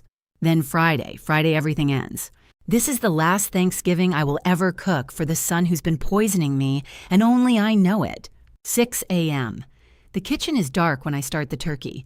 Marigold arrives at 7, doesn't ask why I'm up so early, just ties her apron and starts peeling onions. Her hands shake less than they did 2 weeks ago when she held her phone steady enough to record Clayton's confession. The house smells like sage and butter by 8. Clayton comes downstairs in his father's old sweater, the brown cable knit Vernon wore every Thanksgiving. My throat catches. He doesn't know what he's wearing, doesn't remember, or doesn't care. Morning, Mom. He fills the kettle, pulls out my mug, the tea tin, from the cabinet. His routine is so practiced, it looks like love. He sets the steaming cup in front of me. Earl Grey, my favorite. 6 months of this. How long have you been making my morning tea, Clayton? He smiles. 6 months, Mom. Ever since Vivica noticed you were forgetting to eat breakfast. We wanted to make sure you started the day with something warm. I wrap both hands around the mug. The ceramic is hot against my palms. I know it, I say quietly. I remember everything. Clayton's smile doesn't fade. He pats my shoulder. That's good, Mom. Memory's important. He doesn't understand. Doesn't hear what I'm actually saying. He turns away, heads to the living room where Vivica's already arranging flowers, white lilies that look like funeral arrangements. I carry the mug to the sink and pour it out. 6 months of poison spirals down the drain in a pale brown stream. The last time I'll ever pretend to drink it. Marigold watches from the corner. Our eyes meet. She nods once. By noon, the table is set. Vernon's old table, the one he built in 1994 from reclaimed barnwood. Seats 8. Today it's just for me. Clayton, Vivica, Marigold. Kingsley sent his regrets. Barrett's spending the holiday in Houston, probably already talking to lawyers. We sit. I carved the turkey this morning, Clayton offered, but I said no. My hands are steadier than his. Beautiful Meal Lorraine, Vivica says. She's wearing cream cashmere pearls at her throat. Every inch the gracious daughter-in-law. Thank you. I pass the rolls. Clayton, would you say grace? He bows his head. Heavenly Father, we thank you for this food for family, for the blessings of another year together. I watch him through lowered lashes. His voice is Vernon's voice, same cadence, same gentle tone. How much of my son is left inside the man who measured poison into my tea every morning for 6 months? 1 more week, I think. 1 more week and it's done. We eat. Vivica talks about the signing session next Friday, how simple it will be, just a few signatures. Nothing to worry about.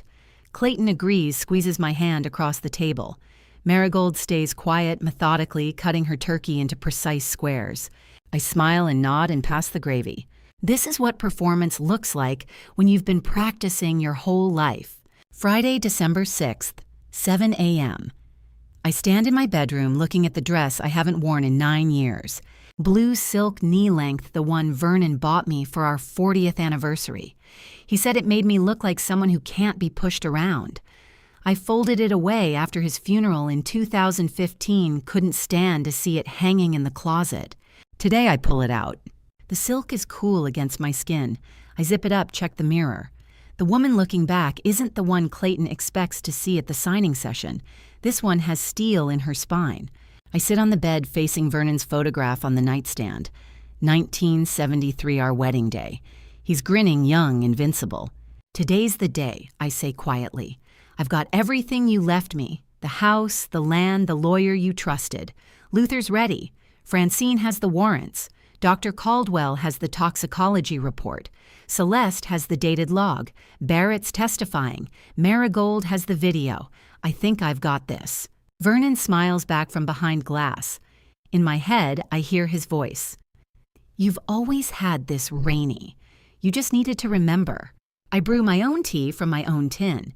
No one else's hands touch the cup. 8 a.m. Clayton comes downstairs. I'm standing in the kitchen, blue dress and pearl earrings, tea in hand. He stops in the doorway. You look nice, Mom. I meet his eyes. Thank you, Clayton. I wanted to look right for the signing. It's just paperwork, he says. You didn't have to dress up. I wanted to. I sip my tea, mine clean safe. Your father always said this dress made me look like someone who means business. Clayton smiles. He was right. Blue's your color. He has no idea what he's looking at. The blue dress fits differently than it did 9 years ago. Not because I've changed size, but because I've changed into someone Vernon would recognize. The dress isn't about looking nice. It's armor, war paint. The uniform I'm wearing into battle. Clayton pours himself coffee, checks his watch. Notary arrives at noon. Vivica's coming at 11:30 to go over the documents one more time. I'll be ready, I say. I'm already ready. I've been ready since Biscuit died, since Dr. Caldwell called with test results, since I watched my son hold a photograph of the boy he used to be, and then set it down face first because his wife told him not to lose his nerve. Clayton leaves the kitchen. I hear him upstairs shower running. I stand in the blue dress Vernon loved holding tea. I brood myself and count my weapons. Luther Hayes with 40 years of legal experience. Francine Webb with arrest warrants. Dr. Preston Caldwell with toxicology evidence. Celeste Ramsey with dated documentation. Barrett Thornton with testimony and Vivica's escape email. Marigold Henderson with video proof. Detective Nadine Kelly with 23 years catching people who think they're smarter than the law. And me, 74 years old, still standing, still sharp, dressed in blue silk. Clayton looks at his mother and sees a woman trying to look presentable for a signing session. He has no idea he's looking at someone dressed for war. The notary arrives at noon. 10 people sit at Vernon's table, half of them expecting to witness a signing, half of them here to watch a trap spring shut. Margaret Sullivan, notary public for 30 years, has never walked into a signing session that felt this much like a courtroom. She arrived at 9:30, set up her stamp and journal at the table's far end, and watched people file in with the careful positioning of chess pieces. Vivica sits to my right, cream silk blouse and diamond watch her leather document folder, placed with absolute control. Clayton beside her, nervous energy radiating from his bouncing knee. Kingsley anchors the other end, silver-haired and sharp-eyed, watching everyone with the assessment of a man who built empires by reading rooms. On my left, Luther Hayes in his navy suit, 40 years of courtroom presence filling the space beside him. Dr. Preston Caldwell, reading glasses tucked in his shirt pocket, hands folded on the table. Barrett sits across from his sister, won't meet her eyes. Francine Webb, positioned near the doorway, her briefcase at her feet, containing paperwork no one else has seen yet. The December sun streams through windows Vernon cleaned every spring, lighting the table he built in 1994 from reclaimed barnwood. 8 seats, now 10, with kitchen chairs added, everyone finding their places.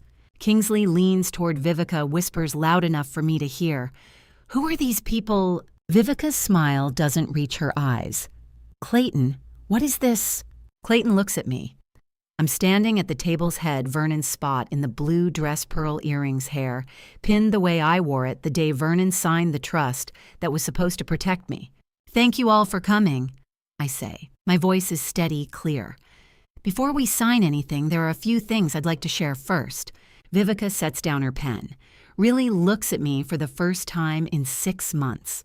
I watch her register the dress, the posture, the fact that Luther Hayes and a district attorney investigator are sitting at my table uninvited.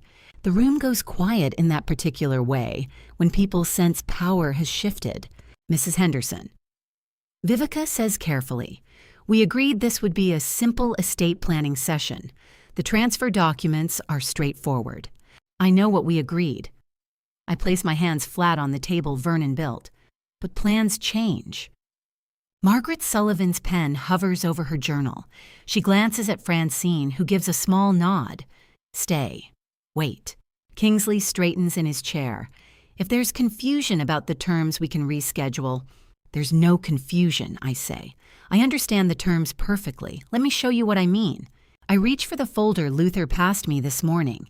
Inside evidence collected over 3 weeks, organized chronologically, each piece tagged and dated.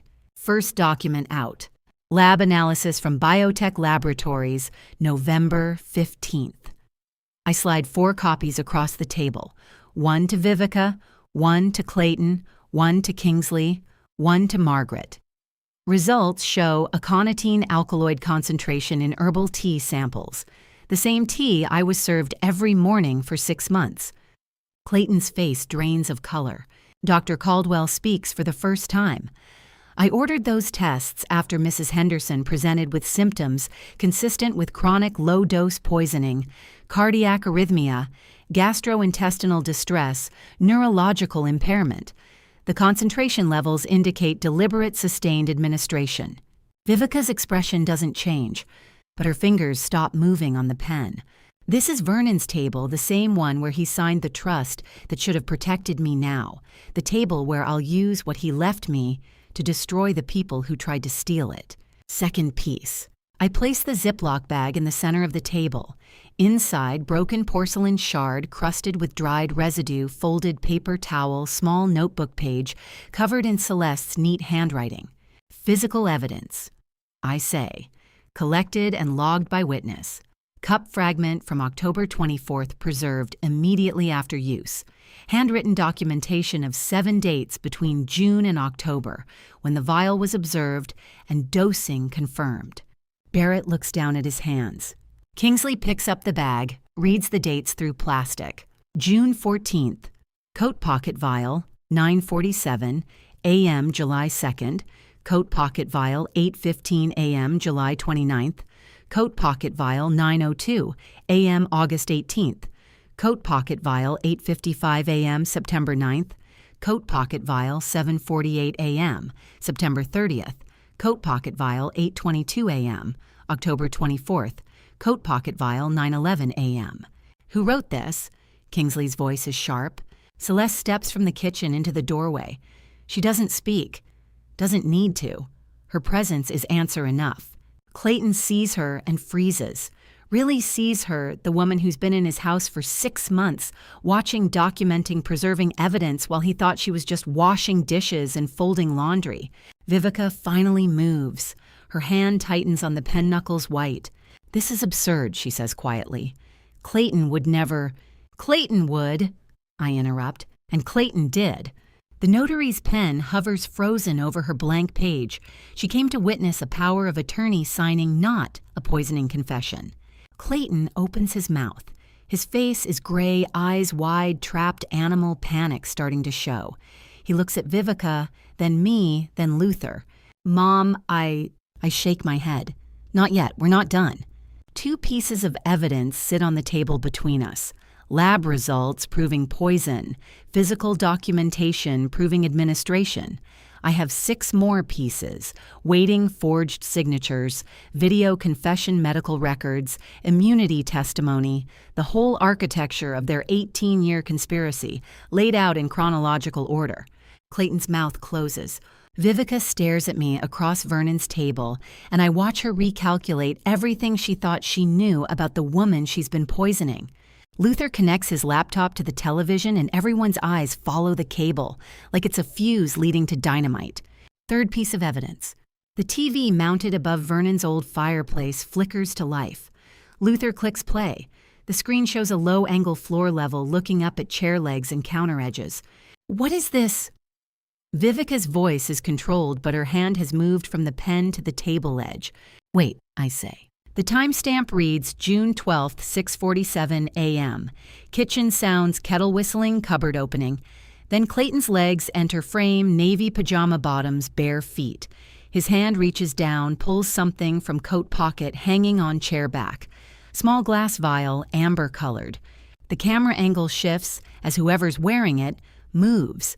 Now Clayton's face is visible, concentrating as he unscrews the vial cap tips 3 drops into a mug. Vivica's voice from off-screen, not too much gradual. Clayton nods, screws the cap back on, pockets the vial. The footage cuts. New timestamp, July 15th, 6:52 a.m. Same angle, same kitchen. Clayton's hand, same vial, same careful measuring. 3rd cut, October 24th, 7:18 a.m. This time, Clayton's pouring from the vial when liquid sloshes onto the floor. The camera moves quick, excited, and there's lapping sounds. Then whimpering. Then the view tilts sideways, shows linoleum, shows Biscuit's paw twitching. Vivica's voice again. Clayton, the door, someone's coming. The footage ends. Absolute silence in the room. Margaret Sullivan's pen has stopped moving entirely. Clayton stands so fast his chair scrapes. Where did you... Marigold School Project, I say calmly. Camera on Biscuit's collar to film a day in a pet's life. She was documenting his routine breakfast walks, nap spots. She didn't know what she was capturing. Vivica's fingers dig into the table edge. This is a violation of what? I interrupt. My voice doesn't rise. Doesn't need to. This is my home. That was my dog. This is my kitchen. You want to talk about violations? Vivica's mouth closes. Kingsley stands, buttons his suit jacket with deliberate precision, looks at his daughter for a long moment, says absolutely nothing. His silence is louder than any words. Barrett's staring at the blank TV screen like the footage is still playing. Biscuit's camera caught what no human witness could, 8 minutes of a dog dying from tea, meant for his owner, all because he loved her enough to drink what she spilled. I reach for the next folder, 4th piece. The trust Vernon established in 2010, I say. Francine stands, takes the document from me, holds it up so everyone can see the signature page. Section 7, subsection C. Francine reads. Her prosecutor's voice fills the room. Any transaction involving real property transfer, sale, or encumbrance requires dual authorization, the trustee's signature, and notarized co-signature from trust attorney Luther Hayes. Without both signatures, no transaction is valid, including those bearing Mrs. Henderson's signature alone. Vivica goes very still, meaning, Luther adds quietly, even if Lorraine had signed your documents today, they'd be worthless without my counter-signature, which I would never have provided. Kingsley sits back down, slowly. 5th piece. Dr. Caldwell stands, pulls papers from his jacket pocket. Corrected medical records for Lorraine Henderson dated December 4th, Comprehensive cognitive assessment administered over 3 sessions. Results: no dementia, no significant cognitive decline. Prior records indicating early-stage dementia were falsified under duress. Kingsley's head turns. Preston, she's my patient. Dr. Caldwell cuts him off. His voice is quiet but absolute. Not yours, not theirs, mine. The doctor sits down, won't look at Kingsley again. 6th piece. I pull out the printed email Barrett sent me Tuesday, slide it across the table to Clayton. Read it, I say. Clayton picks it up. His eyes move left to right down the page. Once, twice. His face changes. You wrote this. He's looking at Vivica. Not a question. Statement. Vivica's expression is stone. This is not the time. You wrote this. Clayton stands email gripped in both hands. His voice cracks. You were going to put it all on me, everything. The poisoning, you were calling it sedation, making me sound unstable, medicating my own mother without consent. It was contingency, Vivica starts. It was the plan from the beginning, Clayton says. Each word drops like a hammer. Blame me for the poison. Blame Barrett for the money. You walk away clean with immunity you got 3 weeks ago. The room falls dead silent. Barrett's hands are flat on the table, holding himself steady. Luther watches with the assessment of someone who's seen 1,000 depositions crack open. Margaret Sullivan is writing now fast, steady notes in her journal. Documentation of everything happening in this room. Kingsley Thornton, who came to San Antonio expecting to survey land he'd soon co-own, sits back in his chair, hands on his knees, and goes very, very quiet. Celeste stands in the doorway like a ghost who's been haunting this house since June, finally visible in daylight. Vivica opens her mouth, closes it, opens it again. Clayton, don't. He's still holding the email. Don't say my name like you love me. Don't say anything. He looks at the paper in his hands, then at me. Something cracks across his face. I can't tell if it's conscience, self-preservation, or shock. Maybe all 3. Maybe none. But he sees me for the first time in 6 months. Really sees me. Not the confused woman he was poisoning, not the obstacle to remove. Me, his mother. I sit quietly and wait. Luther's nod is so slight that only I, who've been waiting for it, catch the signal. Clayton, still holding Vivica's betrayal email, still looking at me with that cracked open expression, recognition mixed with something that might be remorse or might just be fear. Luther stands, walks to the front door, opens it. Detective Nadine Kelly steps inside, badge in hand, holstered weapon visible at her hip. 2 officers behind her, 1 male, 1 female, both in uniform, both with the practice-neutral expressions of people who've done this 100 times. Clayton Henderson, Kelly says. Her gravel voice fills the room. Vivica Henderson, I have warrants for your arrest on charges of conspiracy to commit murder, elder financial abuse, and attempted poisoning with intent to defraud. The room freezes. Clayton's face goes white. What? You have the right to remain silent, Kelly continues. Officer James Barton of the San Antonio Police Department follows her inside with handcuffs ready and the neutral expression of someone who's arrested people in their own living rooms before. Officer Maria Foster stands by the door while her partner handles the handcuffs, watching everyone's hands with practiced vigilance. Vivica doesn't move, doesn't speak. Already calculating, I can see it, which lawyer to call first, what story to construct, how to frame this. Kingsley stands. One word, lawyer. That's their right, Kelly says. After booking. Clayton turns to me. His eyes, Vernon's eyes, are wet. Mom! The word hangs in the air between us. I look at my son, this man who measured poison into my tea every morning for 6 months, who chose Vivica over conscience, who would have let me die for land his father left me to protect me. I feel no triumph, no vindication. Just profound exhaustion and sadness that reaches down to my bones. I'm sorry, I say quietly, and I mean it. Sorry it came to this. Sorry he made the choices he made. Sorry Vernon isn't here to see what his son became. Sorry for all of it. Clayton's face crumples. Officer Barton moves behind him, guides his hands back. Metal clicks. Clayton flinches at the sound. Vivica extends her hands with absolute control wrists together, like she's done this before. Maybe she has. Maybe this is just another calculated moment in a lifetime of them. Her face is stone. No fear, no anger, nothing. Officer Foster reads the rights. Anything you say can and will be used against you in a court of law. You have the right to an attorney. If you cannot afford an attorney, one will be provided for you. Barrett watches from his chair, hands still flat on the table. He testified for immunity. He walks free. But he's not looking at his sister, hasn't looked at her since Clayton shouted about the betrayal email. Dr. Caldwell stands near the window, arms crossed, expression unreadable. Kingsley made him falsify records. He corrected them. That's all the revenge he needs. Celeste has moved back to the kitchen doorway, witness to the end of what she documented from the beginning. Margaret Sullivan writes steadily in her journal. This signing session will be in her records forever, the one where she came to notarize estate documents and instead witnessed 2 arrests. Clayton says Mom the same way he did when he was 8 years old and broke Vernon's favorite coffee mug, but this time there's no fixing what's broken.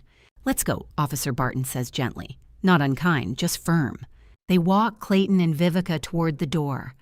Clayton looks back once. I hold his gaze. Don't look away. Don't give him absolution, but don't turn away either. He's still my son. Even now. Even this. Vivica doesn't look back. Kingsley follows phone already out calling lawyers before they're even to the patrol car. The door closes behind them. The house goes quiet. Luther exhales slowly. Francine closes her briefcase. Dr. Caldwell sits down heavily in the chair Clayton vacated. You okay? Luther asks. I nod. Not because it's true, because it's all I can manage. I walk to the front door, open it, step onto the porch. December Texas air is cold and bright.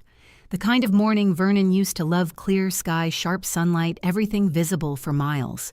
I look across the property. 4.2 acres of Texas hill country stretching toward the horizon. Live oaks and cedar native grass moving in the wind. Limestone outcroppings Vernon used to say looked like dinosaur bones breaking through time. The land Vernon bought in 1989. The land he built our house on in 1992. The land he put in trust in 2010 to protect me after he was gone. The land Vivica and Clayton tried to steal. The land worth $120 million to developers who wanted to pave it over and build condos. Vernon's land. My land. Still mine. Behind me, I hear voices: Luther talking to Francine, Dr. Caldwell asking Celeste for water, Marigold's footsteps coming down the stairs, probably hearing the commotion. The land looks the same as it did 6 months ago before Clayton started poisoning my morning tea. But I know I'm standing on different ground now. A patrol car engine starts. I don't turn around to watch them drive away. Can't. If I see Clayton's face through that window, I might break. The sun climbs higher. The wind shifts. Somewhere in the oaks, a cardinal calls. I save my life. I save Vernon's land. I stop them. But my son is in handcuffs in a police car driving toward booking, and no amount of evidence or justice changes the fact that I put him there. Both things are true. Both things will always be true. I stand on my porch watching December sun across Vernon's acres, and behind me, I hear the patrol car doors slam. My son is gone. My land is saved.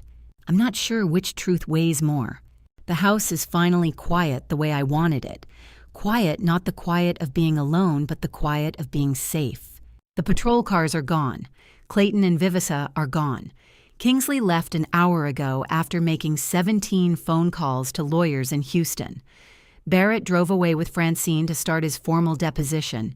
Dr. Caldwell hugged me before leaving, said to call if I needed anything. Celeste cleaned the kitchen, organized the evidence folders, and left quietly through the back door the way she's done every evening for 6 months.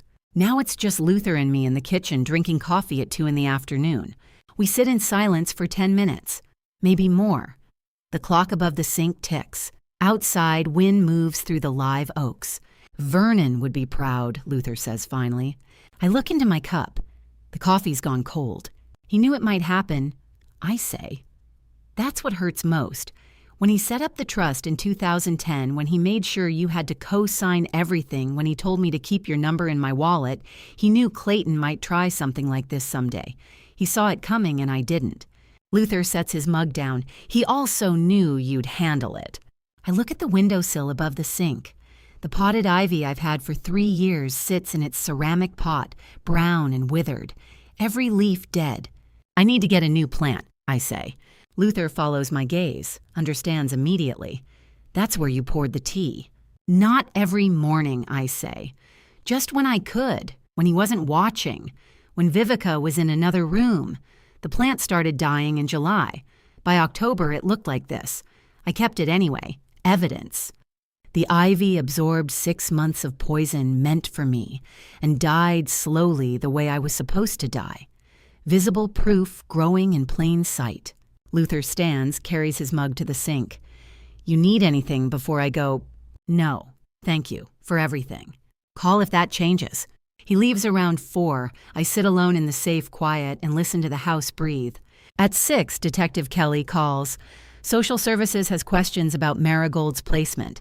Vivica's being held without bail. Clayton's bail hearing is Monday. Marigold needs somewhere to stay. She can stay here, I say. Kelly pauses. Mrs. Henderson, given the circumstances, she's 9 years old.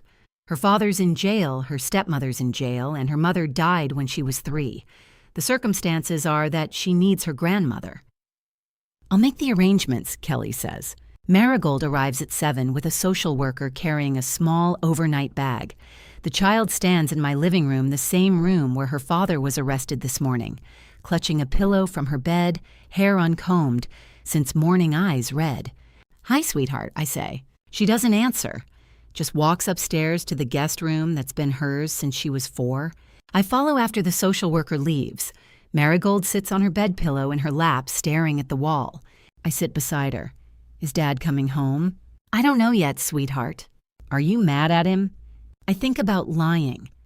Think about what a grandmother is supposed to say. Then I think about what Marigold needs, which is truth. Yes, I say, and I'm sad, both at the same time. Marigold nods like those words make sense in a way simpler answers wouldn't. Grandma. Her voice cracks. The camera on Biscuit. I didn't know what it was filming. I just wanted to see what he did all day. I loved him. Marigold's school project meant to capture a day in a pet's life, instead captured the day her father killed that pet. Innocence documenting evil without understanding either one. I pull her close. You loved your dog. That's all you did. That's all it was. None of this is your fault, not one piece. She cries into my shoulder for 20 minutes. We eat grilled cheese for dinner, watch a movie neither of us pays attention to. At 9, she falls asleep holding my hand. I sit beside her until 11, watching her sleep, thinking about what she'll carry growing up. The weight of knowing her father tried to kill her grandmother. The weight of being the one who accidentally provided the proof. I smooth her hair back from her forehead. She doesn't wake. Saturday morning at 10, I meet Barrett at Francine's office. He's signing his final witness deposition, 18 pages, detailing his role in the forged documents, Vivica's manipulation starting when he was 16, Kingsley's knowledge and silent approval of the conspiracy. He signs the last page. Francine witnesses it, notarizes it. Before leaving, Barrett turns to me. What's going to happen to my father? I consider the question. Kingsley Thornton didn't put poison in my tea himself, but he knew. He approved. He stood to gain half of what they stole. He didn't put poison in tea himself, I say, but he knew and didn't stop it. That's for the district attorney and the courts now, not for me. Barrett nods. I'm sorry for all of it. I look at this 28-year-old man who's been used by his sister since he was a child, who finally found the courage to break away and testify. I know, I say. Make different choices from here. He leaves. Francine starts packing files into her briefcase. You handled that well, she says. He's 28, still young enough to turn it around. I stand, gather my purse. I used to teach 3rd grade. You'd be surprised how many kids seem lost at 8 years old and find their way by 18. I believe in second chances for the ones who earn them. How many of my third graders went on to make terrible choices, and how many might have turned out differently if someone had believed in second chances for the ones who earned them? Barrett's earned his. Clayton, I don't know yet. Don't know if I'll ever know. I leave Francine's office believing in second chances for Barrett, but I haven't yet faced the hardest question whether I can believe in any chance at all for Clayton. That conversation is still waiting. What's the difference between generosity and forgiveness? And do I owe either one to the doctor who falsified my records? Saturday afternoon, Marigold plays in the backyard with a soccer ball Luther brought over this morning. I watch her through the window while I dial Dr. Caldwell's number. He answers on the second ring. Mrs. Henderson, I wanted you to know, I spoke with Detective Kelly yesterday. I told her you cooperated fully once you understood what was happening. I won't be pressing charges or testifying against you regarding the falsified records. Silence on the line, then, why? Because your daughter shouldn't have to pay for your mistake. I say, she's 14. You said she didn't choose Kingsley Thornton as your business associate. She didn't ask you to compromise your ethics. But if you lose your license, if your practice closes, if your name is destroyed, she pays anyway. I appreciate. I'm not finished. I interrupt gently. You need to self-report to the medical board, explain what happened, what you falsified, who pressured you, and you need to reach out to every other patient whose records might have been altered. Make it right where you can. Another pause. That's more generous than I deserve. Probably, I agree, but generosity isn't the same as forgiveness. I haven't decided about that yet. The distinction matters. Generosity is what I can give without betraying myself. Forgiveness is something else, something that requires time and healing I don't have yet. I understand, Dr. Caldwell says quietly. Thank you, for my daughter, for the chance. We hang up. I stand in my kitchen, my safe kitchen, and make chamomile tea. Real chamomile bought last week from the grocery store on 5th Street, not from any tin Clayton ever touched. The water boils clean. The tea steeps golden. I drink it standing at the window looking out at my land. It tastes exactly like it's supposed to taste. No bitterness lurking underneath, no metallic aftertaste, no poison waiting to stop my heart in 3 months or 6 months or however long their timeline was. Just chamomile, the way it was always supposed to taste when someone wasn't trying to kill you. Outside, Marigold kicks the ball toward the oak tree. Luther catches it, kicks it back gently. She laughs, first time I've heard her laugh since Friday.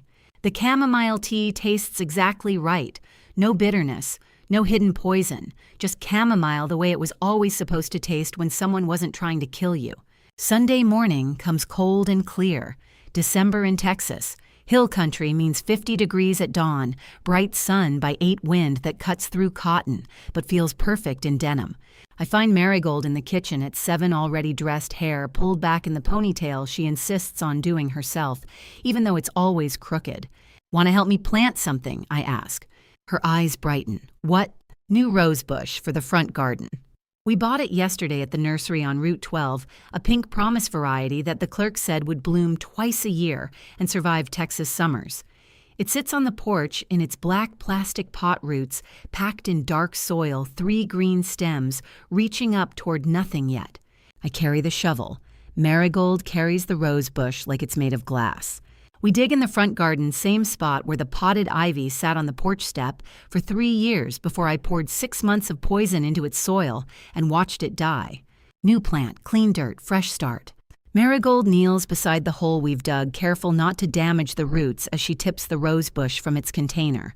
Her hands are small and careful dirt already under her fingernails. Will it grow? She asks. I look at the young stems, the root ball, the hill country soil we're planting it in. It will, I say. Takes time, but it will.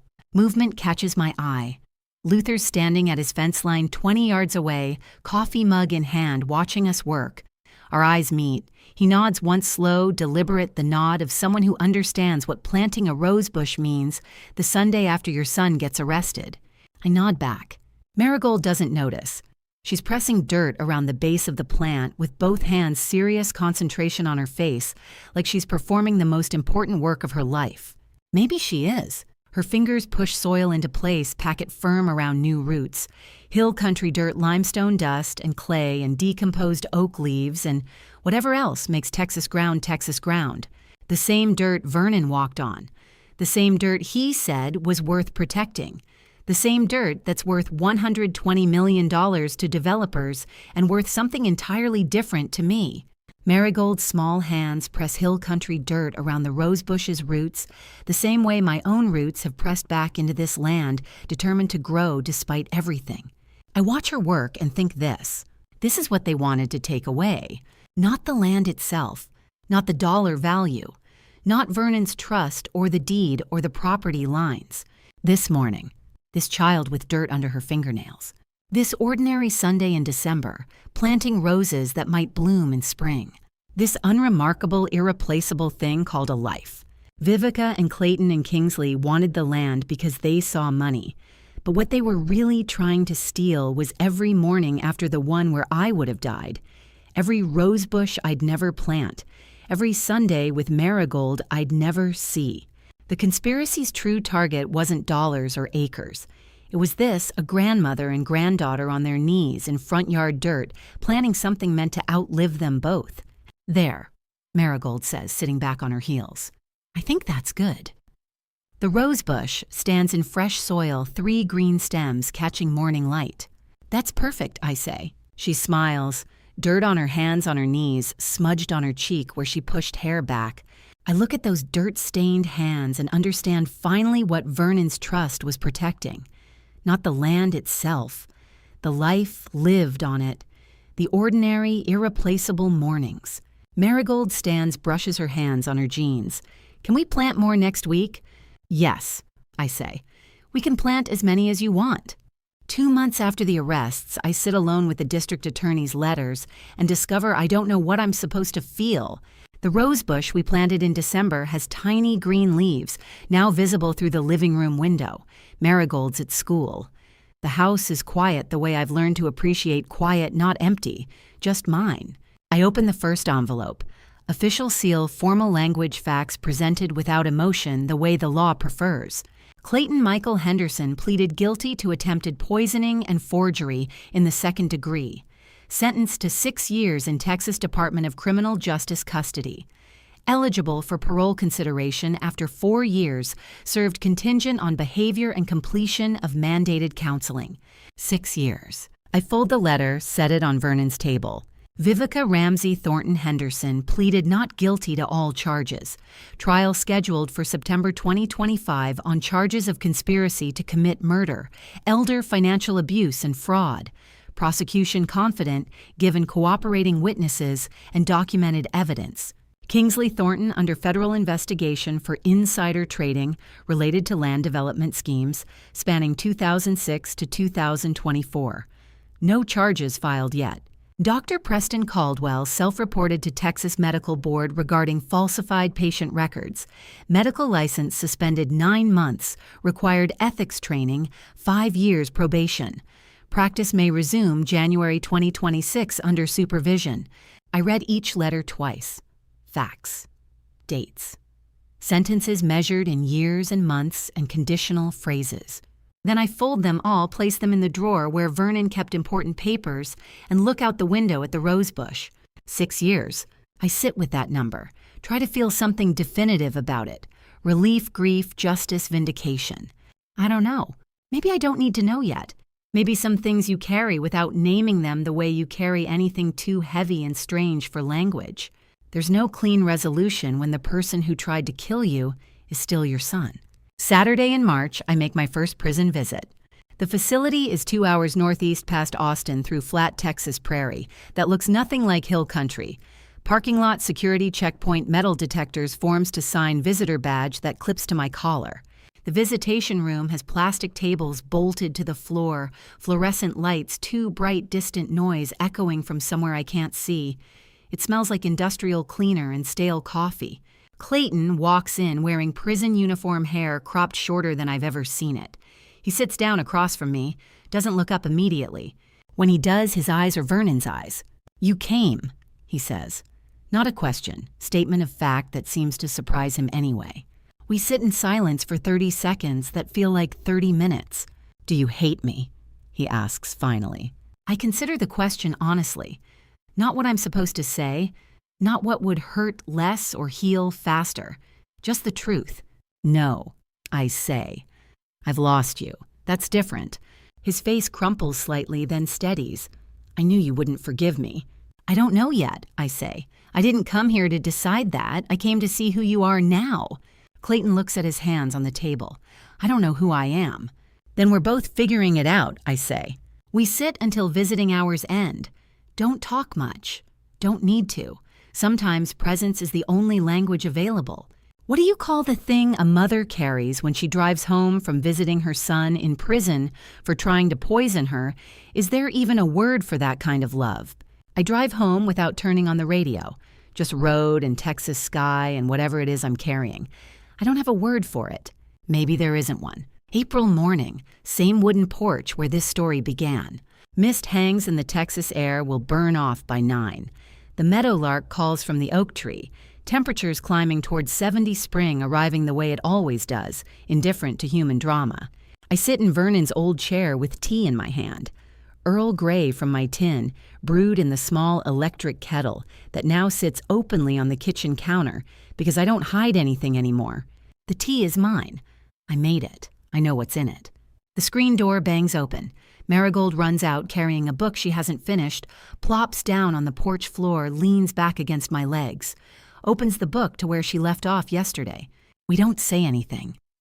April sun warms, the wood warms us, warms the land, stretching toward the horizon. The rose bush we planted in December has grown, green leaves catching morning light. No blooms yet, but they'll come. Takes time. I take a sip of tea, set the cup down on the railing. The meadowlark calls the same way it called in November when Clayton brought poisoned tea to this porch, but this time I hear it without fear. Same porch, same land, same tea, except now it's mine. That's the whole story, really. The reversal from victim to survivor, measured in who controls the kettle. I don't know what the coming months will bring. Don't know who Clayton will be when he comes out in 4 years or 6. Don't know how much of this Marigold will carry into her adult life, what shape her understanding will take. Don't know if Vivica's trial will end the way the prosecutors promise. Don't know if Kingsley will face charges or slip through whatever legal loopholes men like him always seem to find. Don't know if the rosebush will bloom next spring or if it needs another year of roots before it's ready. Don't know when or if I'll forgive Clayton. But this morning is real. This tea brewed safely in my kitchen. This child leaning against my legs, reading a book about dragons or detectives or whatever 9-year-olds read in April. This land, 4.2 acres of Texas Hill country that Vernon left me and I fought to keep. I'm 74 years old. I survived 6 months of poisoning. I exposed an 18-year conspiracy. I saved my life and my land, and maybe in some way, I can't measure yet, I saved Marigold too. I don't know if that's triumph or just survival. Maybe there's no difference. I fought for this morning, for this tea, for this ordinary, irreplaceable life. That's enough. And to you, listening to my story, remember this. The people closest to you can sometimes be the ones you need to watch most carefully. Looking back, I ignored warning signs for months. The way Clayton eagerly made my tea every morning, how Vivica controlled my medical appointments, the dead plant I kept watering with poisoned tea. Don't make my mistake trust your instincts when something feels wrong, even when it's your own child, especially when it's your own child. Here's what I learned: you're never too old to fight for your life. At 74, I thought my fighting days were over, but discovering the truth changed everything. This wasn't just about me. It was about Marigold, about Vernon's land, about refusing to let evil win. I believe God gave me the strength to see clearly when I needed it most. What looks like grandma revenge is really a grandmother protecting what matters. If you've ever felt powerless against someone you loved, know this: you're not alone. This grandma revenge wasn't about hate. It was about refusing to die quietly. Leave a comment and tell me what you think. Would you have done things differently? Have you ever had to stand up to family? If this resonated with you, please share it. Subscribe to Her Family Revenge for more stories about finding your strength when it matters most. Thank you for staying until the very end. This story contains fictionalized elements for storytelling purposes, but the message about survival is real and true.